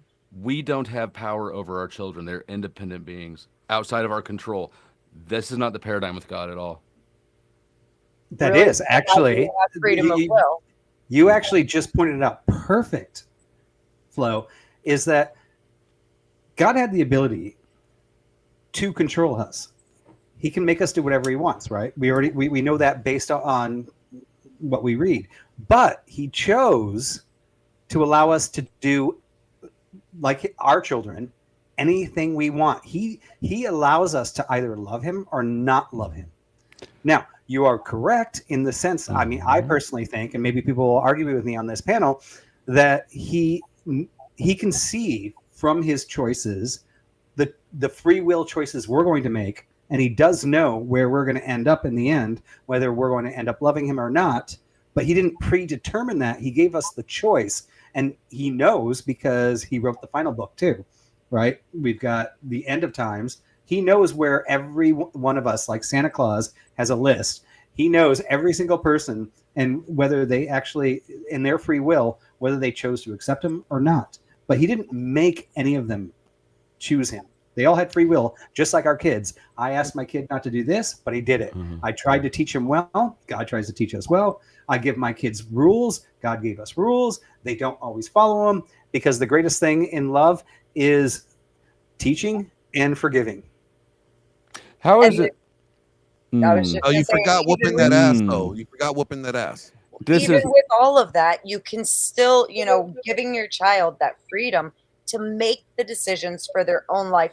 You can still, you know, and letting them do that, even though you could potentially whoop that ass or control them in some way, you could still feel deep sorrow for the positions that they get themselves into, right?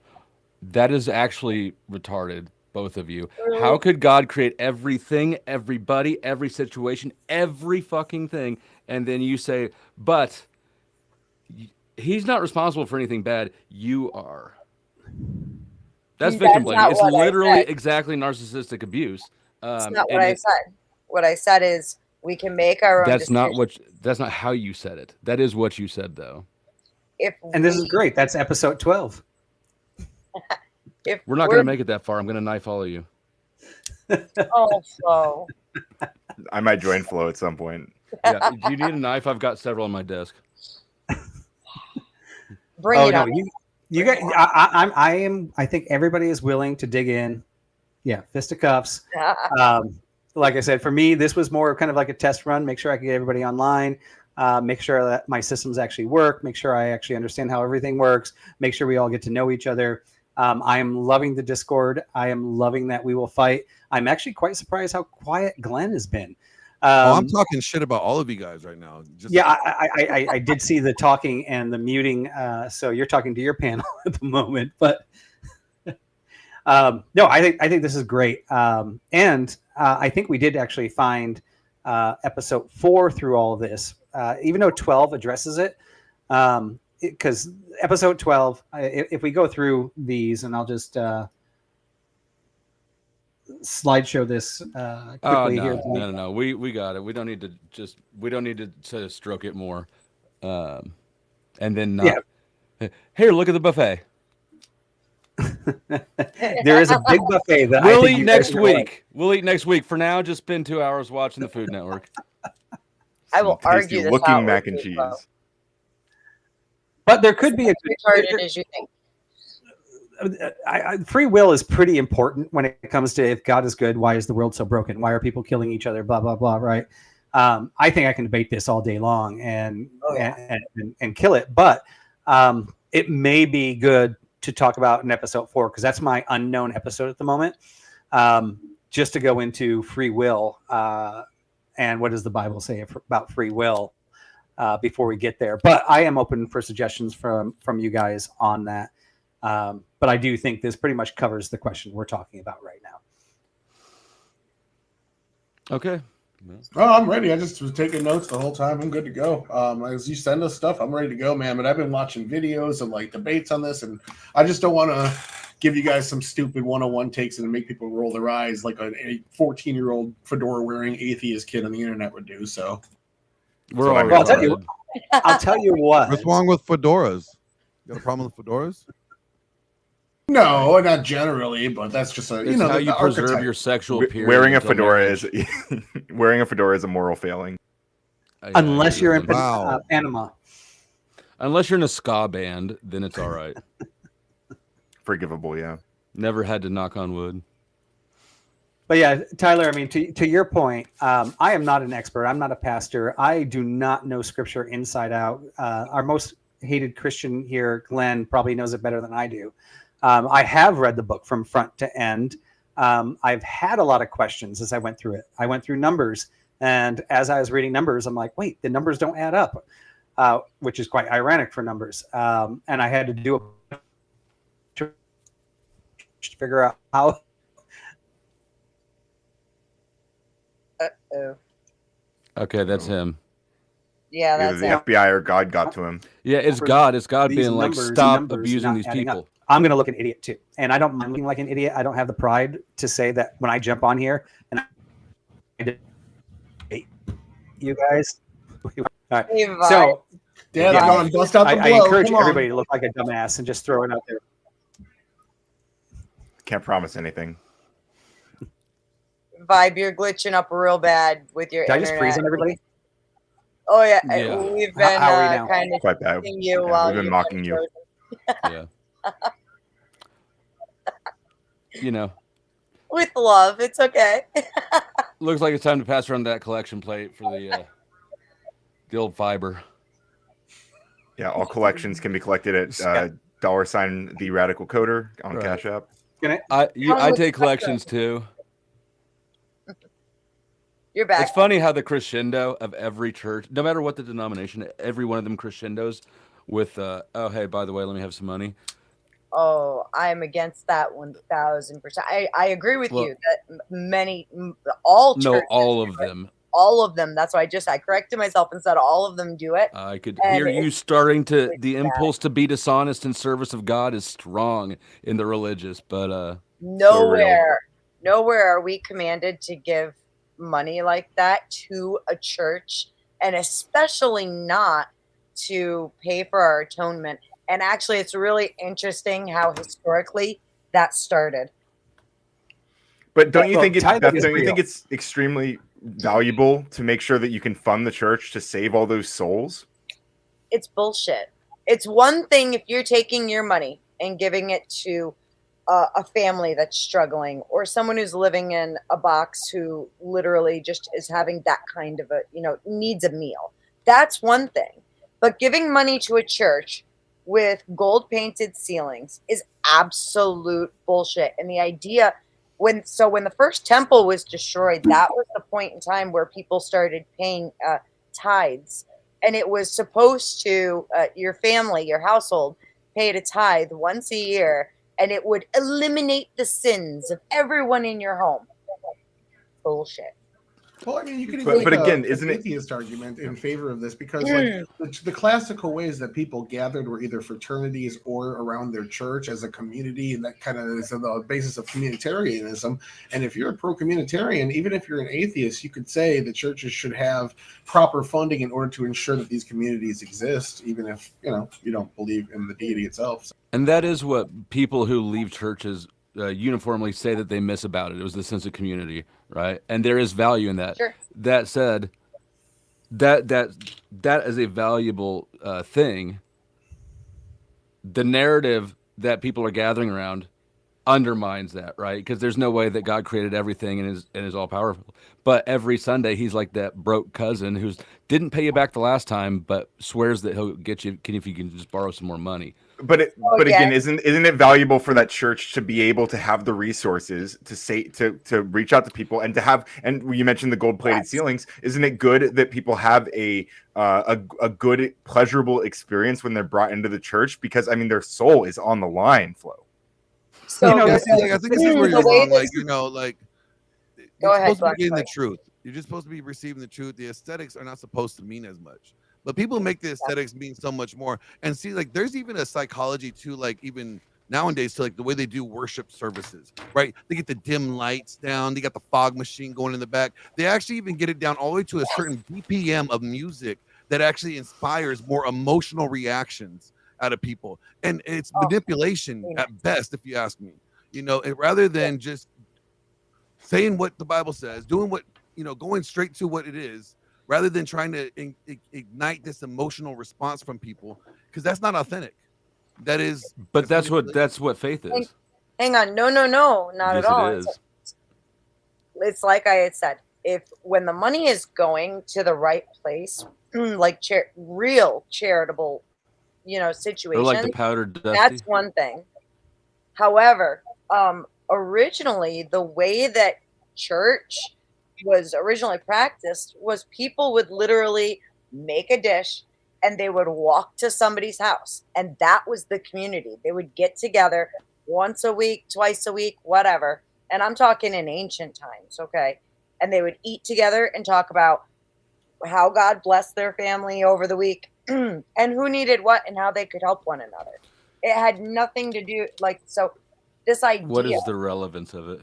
The idea that money is so important when it comes down to faith, and even the community within faith, is this really twisted idea that's gotten completely blown out of the water. Because as we see now, there's a lot of mega churches who collect so much money, and in all actuality, like, for every $1,000 they collect, they're not spending even a fraction of it on people who actually need it.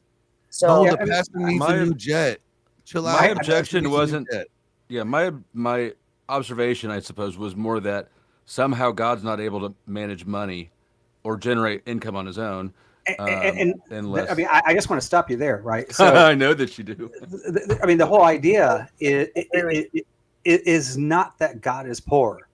The whole idea, and by the way, it wasn't money. Tithing is 10%. And it was basically a way to saying that what I produce, I am willing to understand that it's through your grace that you allowed me to produce that. So if my fields filled up this year, to show that I am not greedy and I am not egotistical and going, I did this all on my own, I'm going to give you 10%, so that I'm showing you that I'm not worshiping myself and I'm not worshiping my ability to grow fields. I'm going to give away 10% of my fields. I'm going to give 10% away of my wine. I'm going to give 10% away of my cattle. It was never money. And now everybody's money, right? And money is a commodity, an exchange for a commodity that I create. Ryan creates code. He gets money for that. And so he doesn't get the ego in his head that I am all being, I am the best. I make all this money because I am brilliant.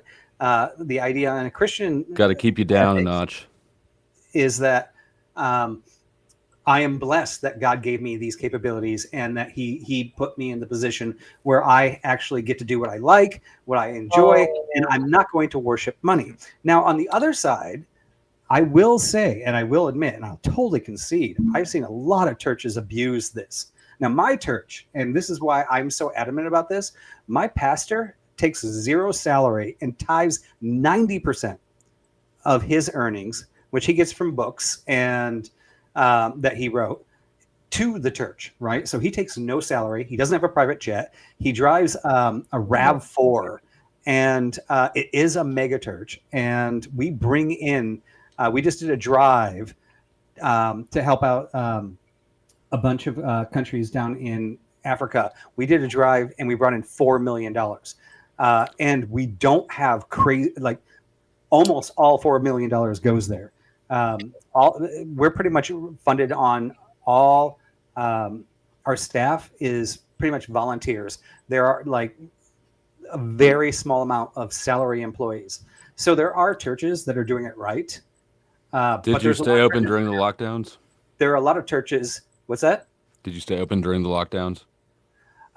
We only fought as it. a clinic, probably. We fought it, and they had to shut down most of it. So we actually have a grocery store, and you don't have to actually be Christian to go to our grocery store. Where if your family's starving, you can go into our grocery store and just fill up a cart of groceries.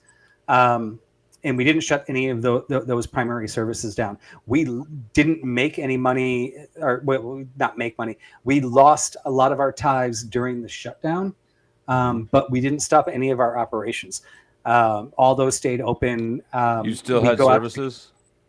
What's that? You still had services going on? We did them online for a period, and then we were one of the first ones to open back up. Because I mean, it was so like they basically were demanding churches shut down. We tried to stay open for like a month, and then like the governor was like yelling at us, just trying to do right by. I get it. It's an impossible situation for an organization like that, but at the end of the day, for all those that were in need, we didn't shut down any of those services. The only thing that we shut down was going to church on Sunday, and we didn't shut that down. We just switched it to online. So 0 of our services were shut down. Our facility for Sunday services, and we actually do them Sunday, Friday, Saturday, and Sunday. But we didn't. We just converted those to online, but we didn't shut down any of our services, and we kept on providing to everybody that needed. So, Vibe, if I'll grant what you're saying and say, awesome to see one that's doing it right. However, I know I've personally looked at these numbers because I had someone where we had this conversation where it was on the table and it was a challenge. And what I'm saying is actually, unfortunately, tends to be the way of things, where the amount of money that's taken in compared to what goes to where and who's actually getting it is really shameful. And there's not a lot of churches are very transparent with their finances. Let's just be honest with you. Like, we don't, and here's the biggest thing I have a problem with when it comes to churches. What tends to happen is whoever is the large tithers, right? The group that's the large, they're the sacred cow. They're the ones that actually you don't end up really talking about, right? You won't hear a pastor address their sins that are publicly speaking. Like you're saying like if they were in the YouTube world, they'd be the whales. Exactly. Shout out to the whales. And the reason that no is whales right now, slackers. So many pastors and so many different church organizations are dependent upon the people that are in the pews to give the money, right? Their faith is in the pews rather than in God. The God that they're actually preaching about, the one that they're telling everybody to have faith about, their faith is more tend to be in, we can't offend this group of people, because if we do, then you know what, they're gonna not tithe. We see that problem right now in a lot of evangelical churches and Protestant churches, where the sins of women cannot be discussed. You cannot talk about anything negative about a woman whatsoever. Every type of sin is always seen in the masculine, right? When you think about sexual immorality or any type of sexual sin, the first thought is a man did something wrong to a woman. But you have 1/3 of the book of Proverbs is warning men about women's sexual sin. It's like they kind of just preach to the group that's going to be covering their Bentley payment. I think that's that whole last conversation, the whole last like 10 minutes, I think it's really fascinating. I encourage people to at some point maybe look back through that conversation we just had and just think about parallels between every time we say tithing, think about taxes. Every time they say God, think about government. I think there's so much there in a bunch of different angles, like from the idea that we live in a society, we need to. And we benefit from living in the structures that society provides to us, and so it's valuable to invest in that society. From the lack of transparency in many areas, from the lobbyists and the donors who are are more difficult to criticize, or who are more likely to have influence over the direction of the government. I thought it was fascinating because I had that thought like initially, and then the more the conversation developed, just the more parallels I saw. I thought it was just a super interesting analogy to draw there. If you don't mind, Beth, before you jump in, since we don't actually have this in the episodes, tithing, if somebody wants to dig their teeth in, this is a great opportunity. And I'll start in the fact that when it comes to government, they are the most wasteful. Now, I think this is the first time, maybe the only episode that we'll all maybe agree here, that there's some damn greedy churches out there that are misappropriating their funds. But when it's done according to scripture and done the way my church is doing it, we are better at serving the local people. We are, as a matter of fact, we are global. We're in Hong Kong, and we're in the Philippines, and we're in Africa. We're everywhere, and our money is going where it's supposed to be with very little overhead, so much less than the government. I actually think our church and many other churches, not just mine, many other churches are doing it right. But I am not going to disagree with what Ryan's saying. Is there are churches out there that behave like they have lobbyists, or like Flo said, the whales that we just don't talk about and forgive their sins, which is not right and not biblical, isn't actually a part of the whole system. When the system is done right and the system is done biblically, we kick the government's ass at supporting our next door neighbors. How do you fund the church without tithing is kind of my question for everybody So, against it. Got the perfect one here. Tax deductions. Well, so here's the thing. Does God actually live in a church? When you look at scripture, God is supposed to be everywhere. He's supposed to, and even in scripture, it says where any two are gathered, so therefore am I. Am I right on that one, guys? Okay. 100%. So therefore, faith should not be determined on having some big building.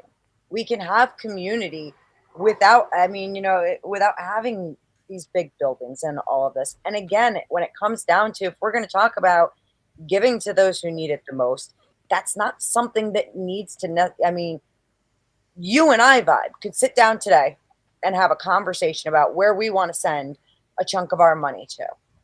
And boom, that's all we need. We don't need this overhead of a secretary and a priest and 3 guys that make sure it happens. And this, you know what I'm saying? Well, that was my opening objection, is that this is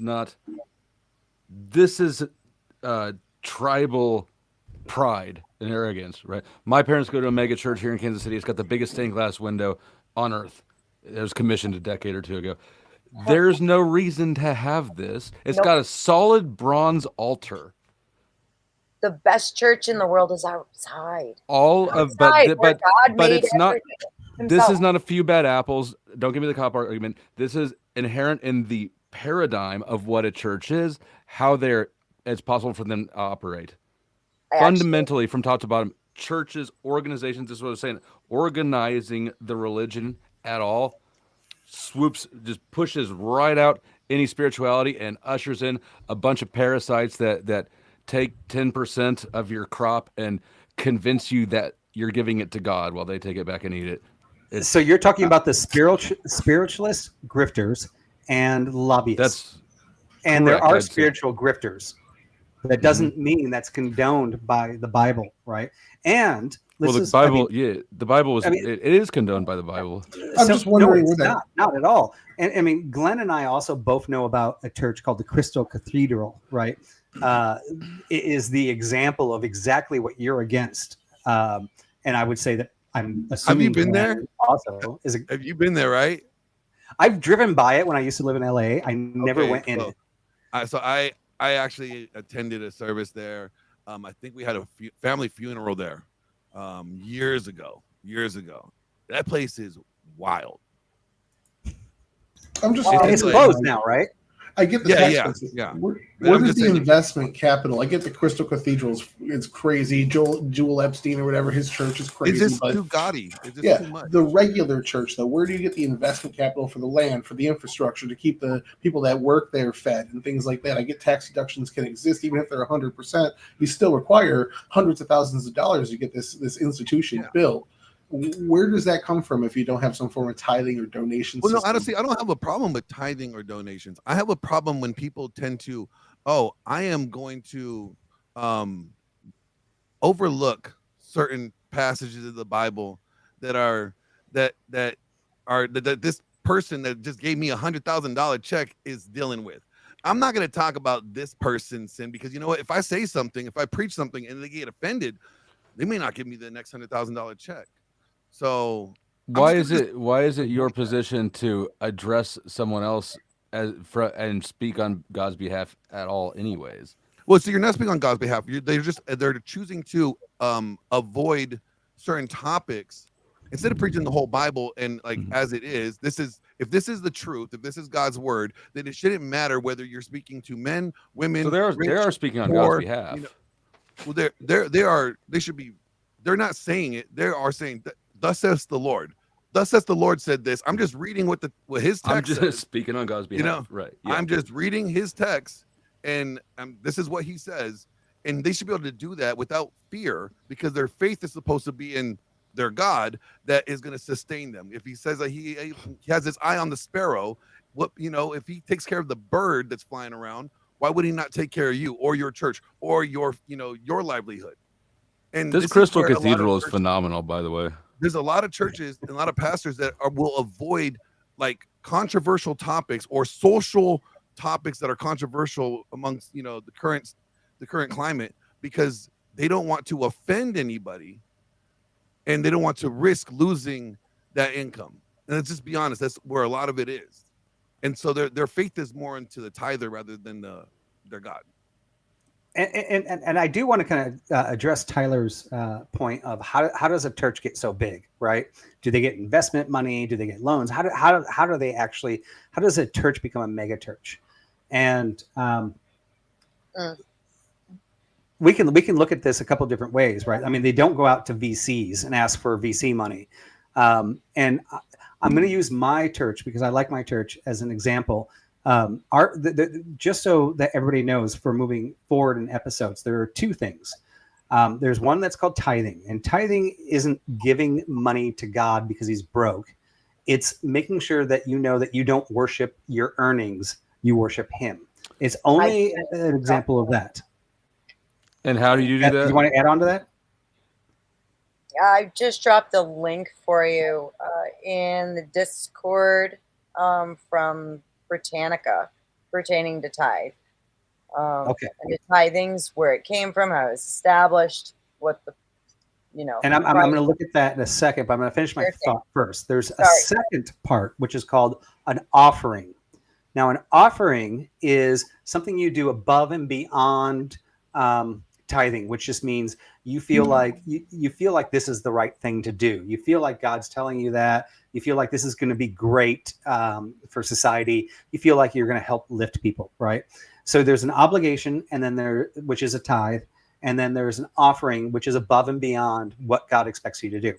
Now, in my church, and I think this is the way the Bible was written. Actually, before I even go to my church, I'm just going to say how it's supposed to work according to my understanding of the Bible. And anybody can correct me if they think I'm wrong here. And Beth brought it up. It's where any two people are meeting, and it starts with your neighborhood, right? So my wife and I meet, and we think about this, and we see something happening with our neighbors, and we invite them over for dinner, and we give them hospitality, and we say, what can we do for you? Now, what we do for them is an offering, not a tithe. But in a sense, now they may go, I like what you're saying. I want to learn more about how you guys are giving, and I want to give to my neighbors like you gave to us. And this is how a church is built. And now if I go to my church, it's the same way my church was built. Our pastor started with no money. He couldn't afford the apartment, and somebody gave him an offering, not a tithe. He didn't ask for money. He got a random check in the mail that paid their first 3 months. And he went door to door saying, hey, I'm starting a church. Would you like to come? I'd like to tell you about God. And some people showed up. 35 years later, he now has a mega church. And like I said, he doesn't draw a salary. He tithes. He doesn't have to tithe 90%. He tithes 90%. Through his experience, So he that'd wrote be an books and offering, he made a right? lot of money off of those books. He's a millionaire, but he didn't become a millionaire off the church. And in a sense, God gave him that gift of being able to write these books that help change people's lives. And he basically built this church off of offerings, but not tithes. And our tithes we take and we do better than the government 100%. Now, do all churches do that? No. I wish all churches do that. And I mean, I would say we're actually all in agreement here. We all actually agree. There are corrupt churches out there. They shame you for not giving money. They misappropriate the money. But there's nothing in the Bible that says shame people for not giving money. There's nothing in the Bible that says, a matter of fact, in the New Testament, Jesus even says, he's like, if you have a brother that has a dispute with you, go handle that first before going to church on Sunday, before tithing, before doing anything. Handle the situation where there is a disruption before you take care of any of these things. He's saying money is not the most important thing. The relationship is the most important thing. Sounds but we like all me. agree. I mean, we go to Hollywood and we see guys holding signs on there like, this is what the secularists see. You're going to burn in hell, and they think that Christians are horrible. My son, when he was in high school, he was very all Christian. those Westboro Baptist bastards. That's Oh, not far yeah. away from me, by the way.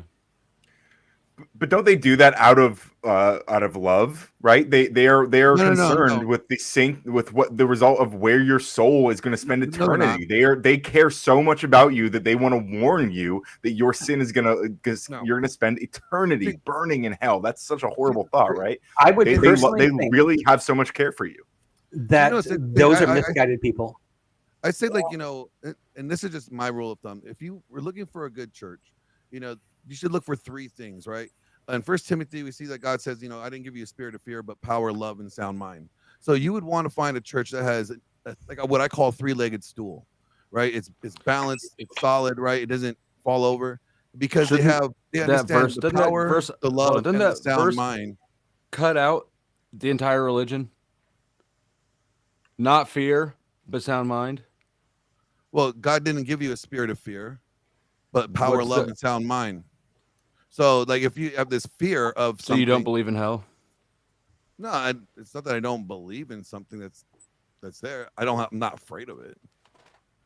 So I want to push back a little bit on the idea. Like, let me finish what I was saying. I did interrupt him. So what I was trying to get at is, like, when you see a church that knows that God has bestowed a certain power that they have, an authority that they have over their lives, right? Love, are they displaying the love of God? Is standing out there saying God hates fags? Is that really showing the love of God? No, right? So, and where's the sound mind? Because you get a lot of these churches that do these woo-woo Christianese things, and they're like, you'll have some people standing up prophesying and speaking in tongues, but they're not even following the word where it says there has to be an interpreter there. All right, so then now that's more of a show, and then people will take all this spirituality stuff and then they'll just run with it. And so those are when you see people not operating with the level of power, love, and sound mind. You'll see churches that have all the power, right? They're all very much on that authoritarian, legalistic, thing, but they don't operate with any love. There's no grace, right? Or they'll have a sound mind, they'll have love, but they actually operate with no power. They're just kind of more of a pushover. They kind of just fall and like conform to society, right? So it's like there's a distinction there that I find interesting, that when I find pastors or churches that actually really have that, what I call the three-legged stool, they seem to be the most normal, the most like well received in their community, the most liked, out of all the other different churches in the area, and the most like successful in the long run. You don't have a criteria with any objective measures. There's no objective way to tell. All three of those legs were subjective. Well, all those the way that those are going to be manifested, the way that you're going to see them displayed are going to be pretty obvious. Like if you get all the fire and brimstone and that type of message, but there's never any love or grace, right? That's very legalistic. They just want to follow rules, kind of things like that. Does it make sense Can't to that be like a trust- rational conclusion? Well, and this is going into one of the debates that we have. What was that? You froze again. You're kind of glitching a bit again. You might, when that happens, you might turn your camera off because that'll kind of, that for a moment, that drags. I have got super high speed bandwidth, but the family did just get Can I home. just say, so maybe this is if everyone in the chat could take a moment and do some thoughts and prayers for Vibe's Wi-Fi connection. And thoughts and prayers for my grifting. What's going on, guys? I'm gonna put it on slow mode right now, actually.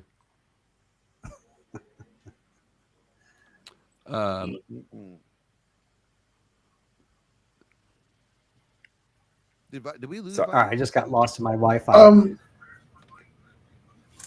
I have a quick question of the structure real fast. Do we have an end time, or we're just going until where everyone runs out of shit to say? Tyler just wants to say, "Can I get the fuck out of here?" No. Just generally, I'm a little hungry right now. I know this is just a test show, but like, do we have like a specific end time, or we just go until everyone's exhausted? No, I was actually specifically thinking that this would go from 4 to 6. So we're at 6:03, but we are having some fun. So I'm letting it go a little bit over here. Like I said, once again, this was kind of about. I need more RAM for my computer. No, I've got a pretty solid computer here, but I do have a separate Wi-Fi network for when I'm working that I usually log into, and I'm on the family network. So probably need to switch over that. Yeah, since they just got home, they're all jumping on right now. But yeah. I mean, I think this is I think this is going to be really fun. And every topic that came up here, except for tithing, is basically in one of the episodes, and we can really dig our teeth in and really go hard. So given that this was my window of doing this, I'm still good with going as long as you guys want. I would like to kind of close this up with hopefully saying, hey, are you guys interested in what we have here so far? Joining again next week for the first one. And two, what do you think is missing and what would you like to see? I like this time slot. I also like Beth texting me beforehand to remind me. I think I don't think anything's missing. I think you've thought of everything. Basically, the amount of structure concerns me. This is a lot of tight structure for a long time for topics that itch my brain. So, you understand that because you, as the religious person in your family, are the rebellious child as well, aren't you? I mean, because it's so structured, these don't have to be 7-hour like heated debates, right? We can go through something for a 1 or 2 hour period and call it a day and go to the next one. I do want this to be consumable for the outside world and not just a microcosm of just us having conversations for the shit of us. I get that. Yeah, and that's a good, yeah. I'm mostly just bitching because I mean, yeah. Flo, did you only eat the cereal that you had this morning? Bro, I've only eaten cereal at all today. Katie's still not home. So you guys, Flo gets this way when he doesn't have food. Okay, this is not his normal thing. Yeah, Tutty Bug gifted a Powder Dusty membership. Thank you, Tutty Bug, for tithing. He's super Why don't you order a cheeseburger or something? Like a Philly cheesesteak. I will. You need some Philly cheesesteak. I sometimes just forget that I'm hungry and just be mean instead. We know. All too well. Do you do that too, Ryan? You were kind of cranky last night. You were. Holy shit. Well, I sat there for like an hour watching you guys fail to discuss the topic miserably, and then I came on and I had Kev just telling me about how he has 24 hours in a day over and over and over again. It was, frankly, it was. I'll have the black person apologize to you for please do. He knew about black issues better than you. Nobody notified him that Ryan was here to save him, And so he needed to stop resisting. Well, I mean, just on that note, though, I think it's worth considering that the person who joined after me, Pan Mulatto or whatever, like he seemed to have a lot of the same exact concerns that I had with Kev. That's and so it doesn't crazy seem to be that you think Pan Mulatto is like supports your position. This is a dude who thinks that believes in mulatto supremacy and thinks that everybody just needs to mix race and so that everybody can get reparations. You're kidding. Sure, I might not agree with his exact prescriptions with regards to solving racism, but I think his understanding of like Kev's lack of engagement with the reality of racism, I think, is perfectly. He just called him names. Yeah, well, sometimes we got bullied. That'll do. Oh my goodness. Bullying. And when I said I supported, if you can't stand on if the truth is not going to like get you to open your eyes, bullying them is not going to do any better. It's fun. Sometimes I don't know. I think a little bit of benevolent bullying is valuable, but we can argue about that another day. Oh, but wait a second. I thought you said shame. Didn't you once say shame is not a powerful tool? I've never said shame is not a powerful tool. Shame is an extremely powerful tool. It has to be wielded very responsibly, but it's a double-edged sword. But I've never said shame is not powerful. No, absolutely. That's why I asked before I made the statement. Marte told me responsibly when you're wielding the shame sword, right? Because I'm the only one who can wield it responsibly. Righteous indignation is powerful for religious zealots and liberal zealots alike. He was wielding that shame sword and for a man who didn't even know he needed to be defended. Yeah, well, now I wasn't defending him. Frankly, I think Kev is a bitch. Oh, no, hopefully, Kev is sitting in the back of the panel where he belongs. You hear that, Kev? You're a fucking bitch. Oh Lord, it was a hell of a stream. It was. I fell asleep halfway through. Not a nightmare. Oh no. It is our fault, but I was hearing Dusty yelling in my sleep. She knew full well what happens to people who fall asleep on my panels. It wasn't my fault. Wait, are you talking about the stream you did where after the stream you were like everybody's asleep? Shh. Yeah. They're so precious when they're asleep. Yeah, I released that video, and then the very next stream, like 4 people fall asleep throughout the course of the stream on my panel. It's like y'all are wanting to be tormented. It backfired on you, though, because when I woke up, I was scared of everybody else, not you. Because your subconscious recognized how reasonable I was and how I'm actually right. It did. Someone in the chat, Corey, mentioned they wonder if I feel that way about shame in the trans community and conservative shame towards them. Yeah, I do think that, again, shame in that context is also very powerful, and it can shame people away from expressing themselves in public, and I think that's not a good thing. But it can be effective. Absolutely. God would want you to attack people with mental disorders until they stop having mental disorders. Seems logical. Not at all. Shame is how I lost weight. Ryan, do you think that like expressing yourself in public is a good thing always? No. That's very reasonable. And I don't mean that in a condescending way. Tell the National Socialists to go home. Ryan doesn't support your expression anymore.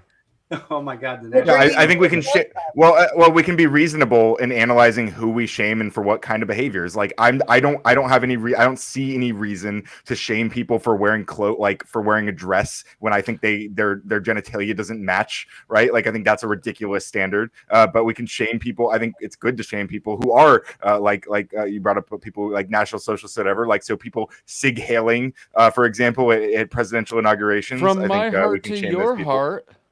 Should we shame people that are doing tax invasion? No, because tax probably, is theft, and they should definitely evade what they can. I actually had some notes.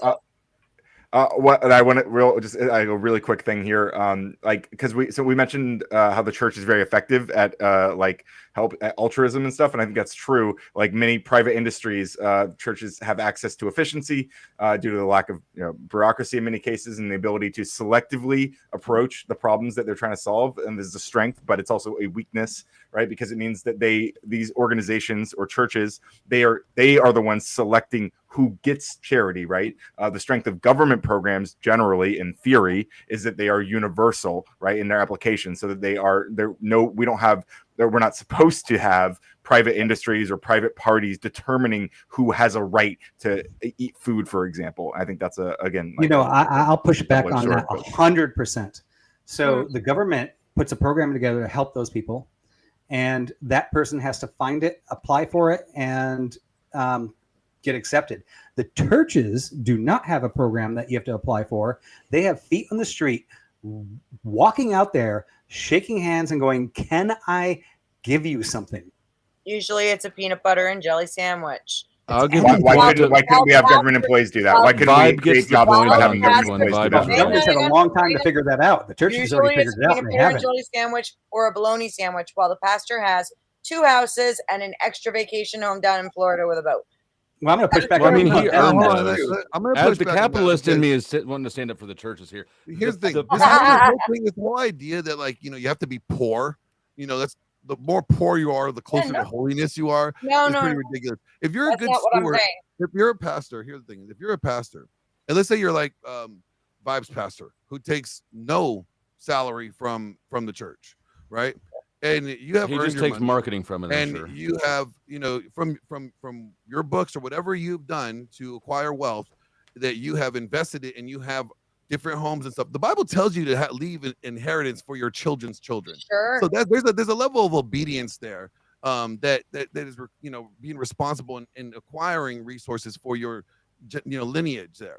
So this whole thing, like, they shouldn't have, you know, retirement home or a vacation home. Not necessarily a thing to judge. My thing is if the money that they're bringing in and they have no like they're not showing any production of where it's going or how it's being used and the impact. Now that's a bigger issue, but you know, like just because they have I'm going to periodically point out how religion has us all focusing on social and material issues, not on spirituality, right? I'm going to do this periodically so that y'all see the point. And I'm not listen, Glenn, I'm not shaming the fact that they have something, because you're absolutely correct on that.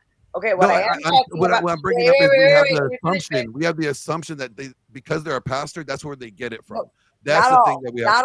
Not all of them are like that. However, I know, but I'm saying the common who literally this is their job. They don't work a job. Yes, but they write sermons for once a week, and then have multiple houses, multiple cars, boats, the whole 9. So that is what I am speaking to, is the pastors who do that, because you know as well as I do that they exist. No, I do understand that but okay, a pastor's job is more than just what they do on Sunday. Okay, sure. That's the easiest part of their job, you know, in all honesty. But sure. You know, there's a lot more to it that goes there. And there are pastors that just are pastors. They don't work outside. They don't have you don't have a primary source of income. Absolutely. But I think as a church scales and grows, so it is the demand of the pastor's presence. So then therefore he's going to have to end up having to pick one or the other. And if the church is in a position where they can do that, that's fine.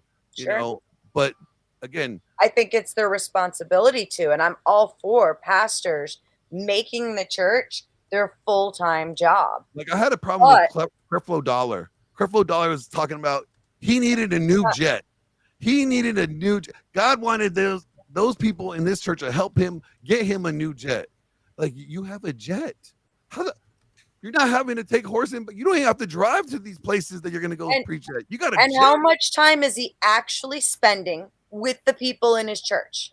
Or is he passing it off to the deacons and to the assistant pastors? I don't know. I'm not going to go to a church. You know what I'm by the talking name of about. Creflo Dollar. Like any pastor with the last name Dollar, I'm not going to be at. You know what I'm talking about. This isn't a big secret that this happens. And that's what I'm speaking to. There are churches who do it right. Absolutely. But it's the assumption that all of them. Because of the ones, it should be all of them. But it isn't. No. It's the assumption that they all do the wrong thing. Because we know that there's some that do the wrong thing. I don't assume that they all do the wrong thing. Not by any means. However, what I am saying is that because there are some that do right, we shouldn't assume that all do right. This is really important. All do wrong. I mean, just pause, everybody. This is really important for these 12 episodes here. So something I do not want to see is the attacking of the churches that are doing it wrong. I'll agree with you. I concede. I'm done. Right? Like we see it. I know it exists. Number two, people that are in Hollywood holding signs saying all gays should burn. Wrong. Right? Yeah. I am not doing these 12 episodes to condone that either. I'm focusing on what the scripture says. And I'm hoping at the end of this conversation, you guys will all agree that one, those churches that are doing the wrong things are doing the wrong things. And those people standing and holding those signs in Hollywood are also doing the wrong thing. And that is not what the Bible says. So I'm cool with it here because it does happen and it does exist and it is real. So I'm not hiding behind any of that. But I am pointing out that these 12 episodes are not about going after a specific church or a specific group of people. What I'm saying is that, especially for Christians, okay, we need to acknowledge where some are doing it wrong, because it's the ones that are doing it wrong. You need to stop doing the, you're doing the few bad apples argument. This is why we keep going to the extreme examples, because Christians refuse to acknowledge problems that affect all of them. Exactly. And go, well, it's just some bad apples. Nah, get exactly. The fuck out of No, here. if you're doing it, Beth. You're the one doing it. I'm the one fucking doing it by saying that, listen, if we ignore. If we I don't mind. I don't mind in these conversations if we actually show you the scripture and we go, we give our interpretation, and you say, "Well, I see a bunch of churches doing it wrong." I don't mind you saying that. I'm okay with that. If we all agree that this is how we read it and this is what it is, there are all these people doing it wrong. So I'm once again, I'm not sweeping under the rug. What I'm saying is just because somebody is doing it wrong is not a criticism about our reading, right? And now, if we come to that conclusion that they're against what we're doing, then I mean, we can say that. My claim has been over and over that all of them are doing it wrong, and you keep responding, yeah, some of them are doing it wrong, and that's why we keep going to the some that are doing it wrong, because y'all ain't acknowledging that I'm making a statement about every single one, even yours. Okay, hang on. This is my point. Is the areas where we fail, if we cannot acknowledge our shortcomings, why would these other three gentlemen up here listen to us for 1 second? That was my entire point. Shut up, AJ. I'm gonna stab you. Yeah, I actually didn't. I didn't listen to most of that because I was fighting with the chat, and I should have been listening instead. But who needs it?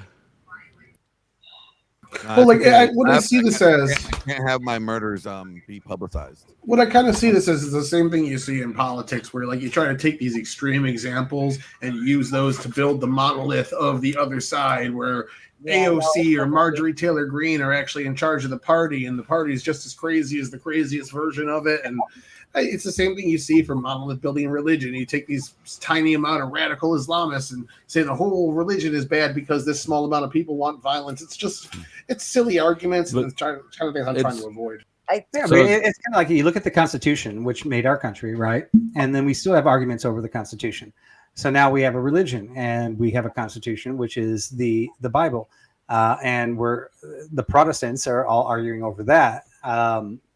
And so there's always bad apples in any process you put place. But the difference is one process was made by man, and the other process was made by somebody that you guys disagree with, which is the point of this study. But hang on, because in order for them to go to the Creator, we need to move the people who are unbelievers past what bad men do. And the first way to do that is not to pretend that it doesn't exist. And that was my entire point with it. Because why would you listen to me for a second if I'm trying to justify bad actions that we both know? I'm going to try to do this one more time. I'll shut up. Not at all concerned about Kenneth Copeland's Jets at all. 100,000% only talking about, when I say that all churches are wrong and bad, I'm saying the idea, the concept, the structure of what a church is places itself between individuals and the relationship they're supposed to have with their Creator, and it taxes that relationship. And then it has people focusing instead on the taxes and the social concerns. It literally, conceptually, from the ground up, is a parasite on spirituality. So there is But- no such thing as a good church, and it's not because Joel Osteen has a jet. I finally figured out how to actually like post messages. So I saw one and somebody actually posted and I made it come up on the screen. I'm so proud learning how to do this stuff. He said that the government will throw you in jail for not paying them their money, but the church will never throw you in jail. And this goes back to a point. This goes back to a point that we brought up earlier, in that Jesus did not say the number one thing you have to do is pay your what you call a tax. And by the way, what we're going to try to argue in these 12 episodes is that it's not a tax. It's proving that Semantics. You are not just sitting there, that your God is the grift. I have to make this money. Like you trust that it's you and who God made you that actually allows you to have the living you have, not the fact that you're out there trying to swindle everybody and that's your God. Right? How is that achieved? By giving somebody else who's threatening me with eternal torture part of the money. No, it doesn't say that you're going to get eternal torture. How could that feature not be done by the mob paying for protection? It's exactly the same thing. The paradigm is the same. But that's not what it's saying, and that's why we're going to dig into it, and we're going to get into it, and you're going to find out that that's actually, the Bible does say 10%, but not as a meaning for getting the matter. Jesus flipped up tables over this whole thing. I know Jesus would agree with me. But Jesus would agree with me 1,000%. Jesus wasn't a fan of the. Jesus was a communist.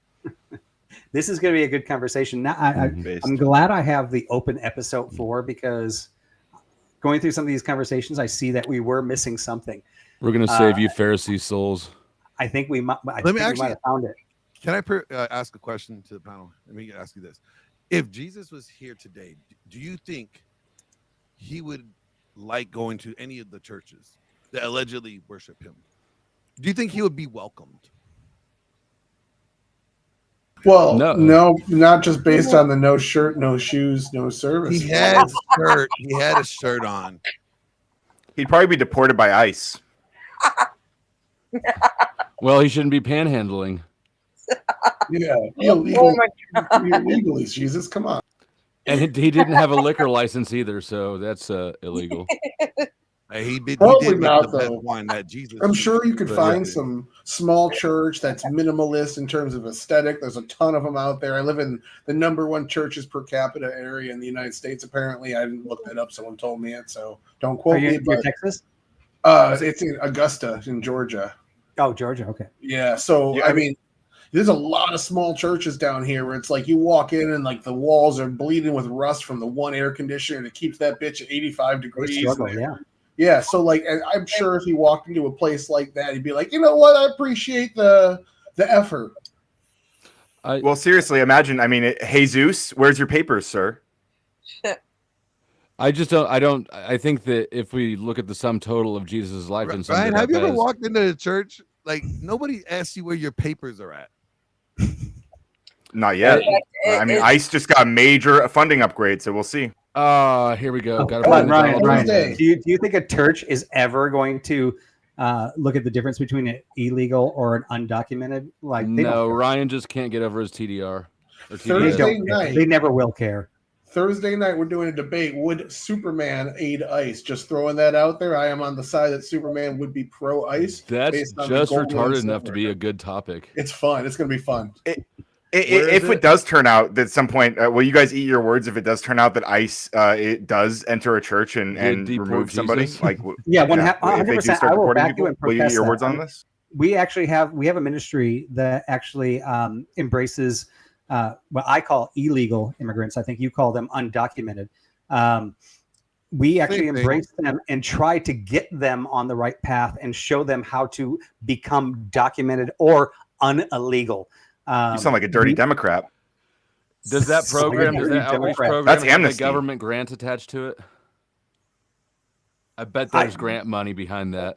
Why have I not heard Glenn argue Romans 13 yet for this one? Because I don't see need to care. I mean, I don't really have a problem with and so this when it comes to immigration overall, I think the laws of the land were the laws of the land. They should be enforced. But since they have not been enforced the way that they should have been, I'm not going to now punish the people that have been here 20, 30 years, who have been living right, who have not been committing crimes. Like, I think they should get a pass, because it was the government's fault for not enforcing the law that they have on the books. And because they wanted to be flexible about it, and and look the other way, well, then now you can't retroactively punish people. You know what I'm saying? It's curious you both agree with that, but that's exactly what they're doing right now. That's what ICE is doing. Yeah, I don't agree with that. That's exactly not what God does. God you have to break the law every day if you're working illegally. I don't have a problem with them getting rid of criminals that are illegals, that have a criminal history, that are still behaving in criminal behavior. But if these individuals are being a benefit to society, as in they're working, they're not on welfare, they're not being a drain from the system, they're actually giving into the system. They're a positive economic input. Yeah. And not even just economically, but I'm just saying even socially. Socially, even they're not involved in criminal activity and being part of the problem. I want them there. I want more of them than the citizens that are breaking the law. It's actually kind of ironic that conservatives are right now so against immigrants, because where are you going to get an injection of conservative culture from if you're not welcoming up people from the south of the border? Because they're welcoming the legal ones is all, and they have the side of the majority of Hispanics in polling. How do you feel about people who break other laws? Is this your standard? Don't break the law. The law is the most important thing. No, break the law if you want, but if you get caught, you get the repercussions. Yeah.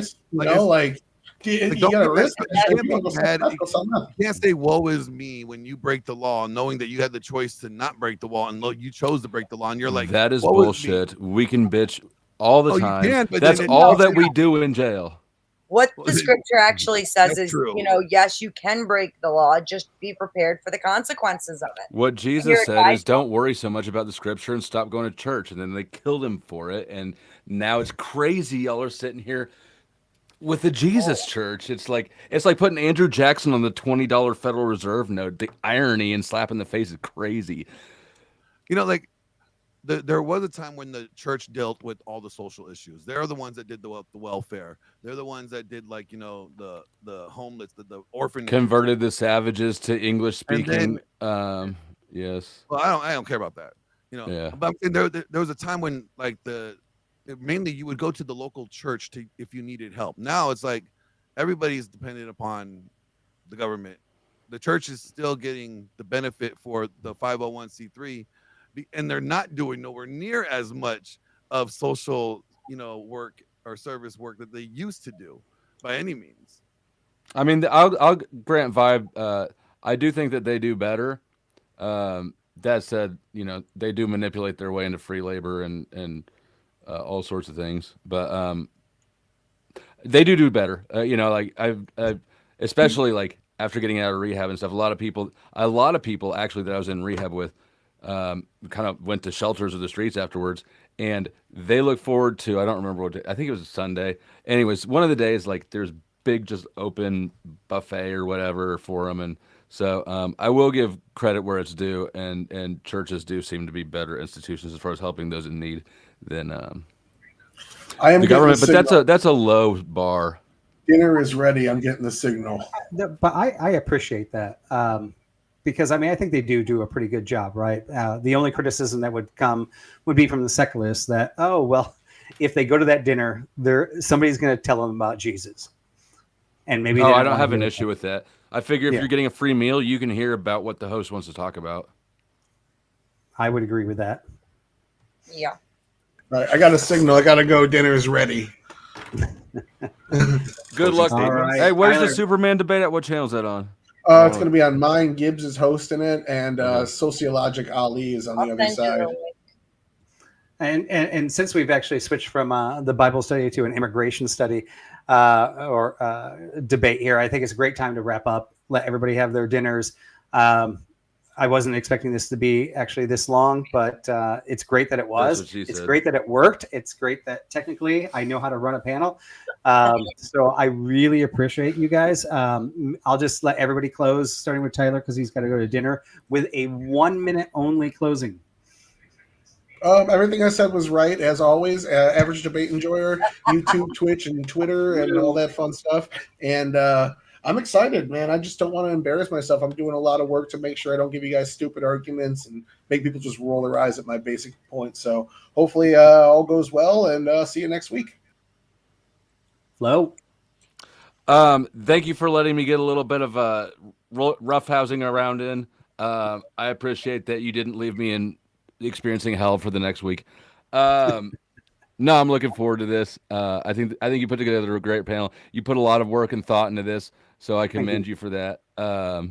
And no, I'm looking forward to it. And everybody watching on my end, if you haven't subscribed to Vibe, the channel's linked in the description. Go over and subscribe to him as well. This is his first foray into producing YouTube content, and I'm excited about it. I appreciate that. And it's Vibe on YouTube for you fools, because I need some subscribers. Get this man subscribers. Get him subscribers and get me some money. So that I can give 10% of it to Ryan and to me. Okay, to Vibe, so that reminds me that God's in charge of things by paying Vibe. No, I'm in charge. Beth is really the one in charge. Let's be real. All right. Well, you know, I think this is going to be a really interesting experiment here. I think it's a really cool idea that you got together. You put a lot of work into it, so I'm actually honored to be a part of it. Same. And just kind of see where it goes, because I'm more on the side of the truth than anything else. I really don't. I don't cling to. I'm not emotionally, or my ego's not invested in anything other than I want to know what's right. I want to know what's true. You know. That's where we should all be at, but because of we have invested our egos into our belief systems or our different worldviews, it's hard to actually be able to deal with something that we find to be untrue or confront or contradicting our worldview. And I think this kind of experiment that you're providing here allows us to challenge that. Are you gonna see the truth right in front of you? Are you still going to deny it because of your ego investment, or are you going to be willing to accept the truth and receive it? I think that's a really good test and challenge that you're actually allowing us to engage in. Well, thank you, Glenn. I'm very honored from all of you guys for showing up. Beth. First, thank you again, Vibe, for putting this together. Thanks to Tyler, Dusty, Glenn, and Ryan for coming and doing this, because this is a really. Why is the woman speaking? Oh, sweetheart. They're allowed to now. Yeah. Somebody unchain me from my For story. Come wash my feet. I got you. So this is a really cool experiment to do, and I'm really excited to be a part of it, especially considering the fact that I'm a woman, and I understand there's a lot of people who are not happy with that. I don't particularly care, and I look forward to bringing some really cool, historical stuff to show you guys. I think it's going to be really interesting. Thank you, Beth and Ryan. And once again, thank you. Yeah, thank you for having me. I think this is a lot of fun. I mean, if anyone who knows me, they know that I like to go on to panels where there are people with antagonistic beliefs to my own. I think a lot of people view me as somebody who doesn't engage earnestly, but I think that's a mistake. I think that I return time and time again, engaging constantly with people who disagree with me on fundamental terms, and I hear them out and I engage with them honestly every single time, even if it doesn't appear that way at first glance. I think I take a lot of pride in that, and I think this is a good opportunity to do that with a good structure and to reflect on my own biases that might exist about religion, as well as to offer a secular perspective to people who may also have their own biases against that. So I'm pretty excited to continue with this. I think it's a good panel. I think I appreciate you, Vibe, for putting it together. All right. Thank you guys so much. Was a bit nervous about this first one. I thought it was going to go like hell. I didn't think I was actually being able to run everything. Looks like I know how to do it, so that's good. I think episode 1 is going to be smooth. Definitely have some corrections to do. I see that the uncomfortable Bible study in the screenshot there is cut off. So we'll do a little bit of fine tuning. At the beginning, I actually had the chat going in the left, but it was overriding Glenn there, and I felt like Glenn was getting ignored by chat over his face. So we'll try to correct some of those things for the next one and make sure we get it all on screen. Super appreciate everybody for accepting me in this community and jumping on this panel. Is anybody doing a live stream after this that we can kick everybody to? I'm still live right live now, so Okay. if anybody wants to come over, Yeah, I'm rage quitting. You take it because I'm ending soon. So okay, cool.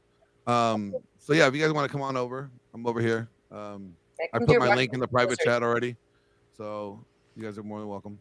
and if you're on my side, you'll get rated over there in a minute. Cool. All right. And I don't mind saying this to the live world that we've got on right now, but I know that there's a way in your YouTube to auto direct people. Yeah. So It's- here, do you want me to show you how to do it? Go to your Absolutely. Go to your YouTube, your channel, like your studio channel, right? Your in studio. And then Go in there. you're gonna see this. He doesn't have enough subs. You'll see on like the main thing that's gonna be like this little like icon. That He's looks not like- going to have the option available to him. You don't think so? No, I think you have to have. Is it 500? There's a threshold, and he's not. I think it's Oh. 500. Yeah, Before you but can do isn't there a raids. threshold that you can go live? And I mean, I've Oh, had no, this yeah, you account should for go to like, redirect. All right, so okay, you should see like the arrow up, and then like this little like dot, and then kind of like looks like it's like going away from it on the And then right. it's like, woo, woo, woo. yeah, it's like whoa, whoa, whoa, right. So you click Okay. that little dot, little like print, like small parentheses, and then big parentheses. Here. I don't know how to call But it. It's what- like Are you in it's like- studio? Can I jump slow in? down. I'm in studio and I'm All right, I'm so on in the my right- live tab. on the right. On the Um, left, there's a gear. There's well, don't hit the gear. Towards the right of Okay, the I'll screen, shut up. there is this arrow pointing up, right? A little dot, and then like it looks like there's parentheses, like 2 parentheses. That's the signal. That's your stream, right? And then there's like a little box with like a thing that's your edit thing. So click the middle one. It says go live. The little go live tab button. You see that? Well, in case there's any other streamers here, I'll Here, just share. So this is where I'm at here. Okay, so click dashboard. I'm just gonna help you out here. Click dashboard. All right. Go to the right of your screen. There's a little arrow above that ideas for you. All right. See the little thing in the middle of those two? In the middle of the arrow. Go next. Yep, click that. All right. Get that out of my way. Just say hey later. Do I not have it? No, you do. Just gotta get all that stuff off the screen. Because you have to.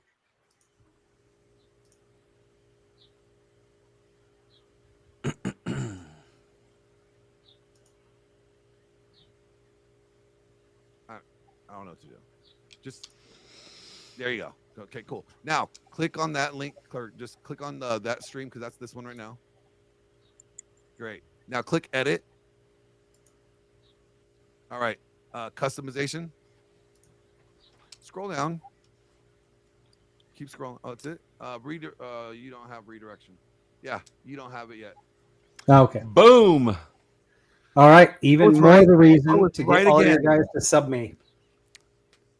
Yes. Oh yeah, everybody sub to go over Vibe if you haven't subbed to Vibe yet. Yeah. Go to Vibes. Yeah. Go Stop there. watching this on all of your favorite streamers' channels. Come to mine live. I approve of that shameless grift. Yes. And for real, go watch it on his next time because of the audacity of that. I like that. Hey, I see some people. All right. Does your business have anything to do with music, or are you He's looking behind you? He does a vibrant thing, the vibe. Oh, vibrant. he's just setting the vibe for the ambiance. No, actually, I'm originally from Michigan, and I moved from Michigan to California to get into tech. And my first career actually was in the music industry. I was one of the developers for Capitol Records, MTV, Interscope, and we were trying to build out the digital rights music. Remember, like when they were like trying to make sure you couldn't copy music, and Napster. The sample, remember Yeah. the sampling and stuff like that. Yeah. You were So- right from the belly of the secular beast. Hey, so Vibe, how true is it that like Capitol Records, the owners of that, actually own prisons? You know what I'm talking about. That's what I was wondering too. like was it true what Ice Cube said? Like, It was crazy, Bell. no comment. Okay. He just gave you the international sign for masturbation. So ixnay on the. That I means mean, it was No, actually- I was fist bumping the subscribers. I Does thought it do that big audio music as well when you guys hear the Go ahead. audio? no here. Oh, that's only for me. Mhm. Yeah. Okay, yeah, it freaking takes over my microphones. It's like this big like doon doon. When what All right, happened? guys. Go on and hit it. That's what he said. I guess so. Girl, Beth. There's 3 of us, only one of you. All right. I'm Yeah. gonna get out of here Over on my that thing. note. Bye. On Yeah, that you're note, all I'm just great. leaving. I'm Just out. leaving. All right, thanks, guys. I'm out. You guys have a great night. Good Catch you night, on the bye. next one.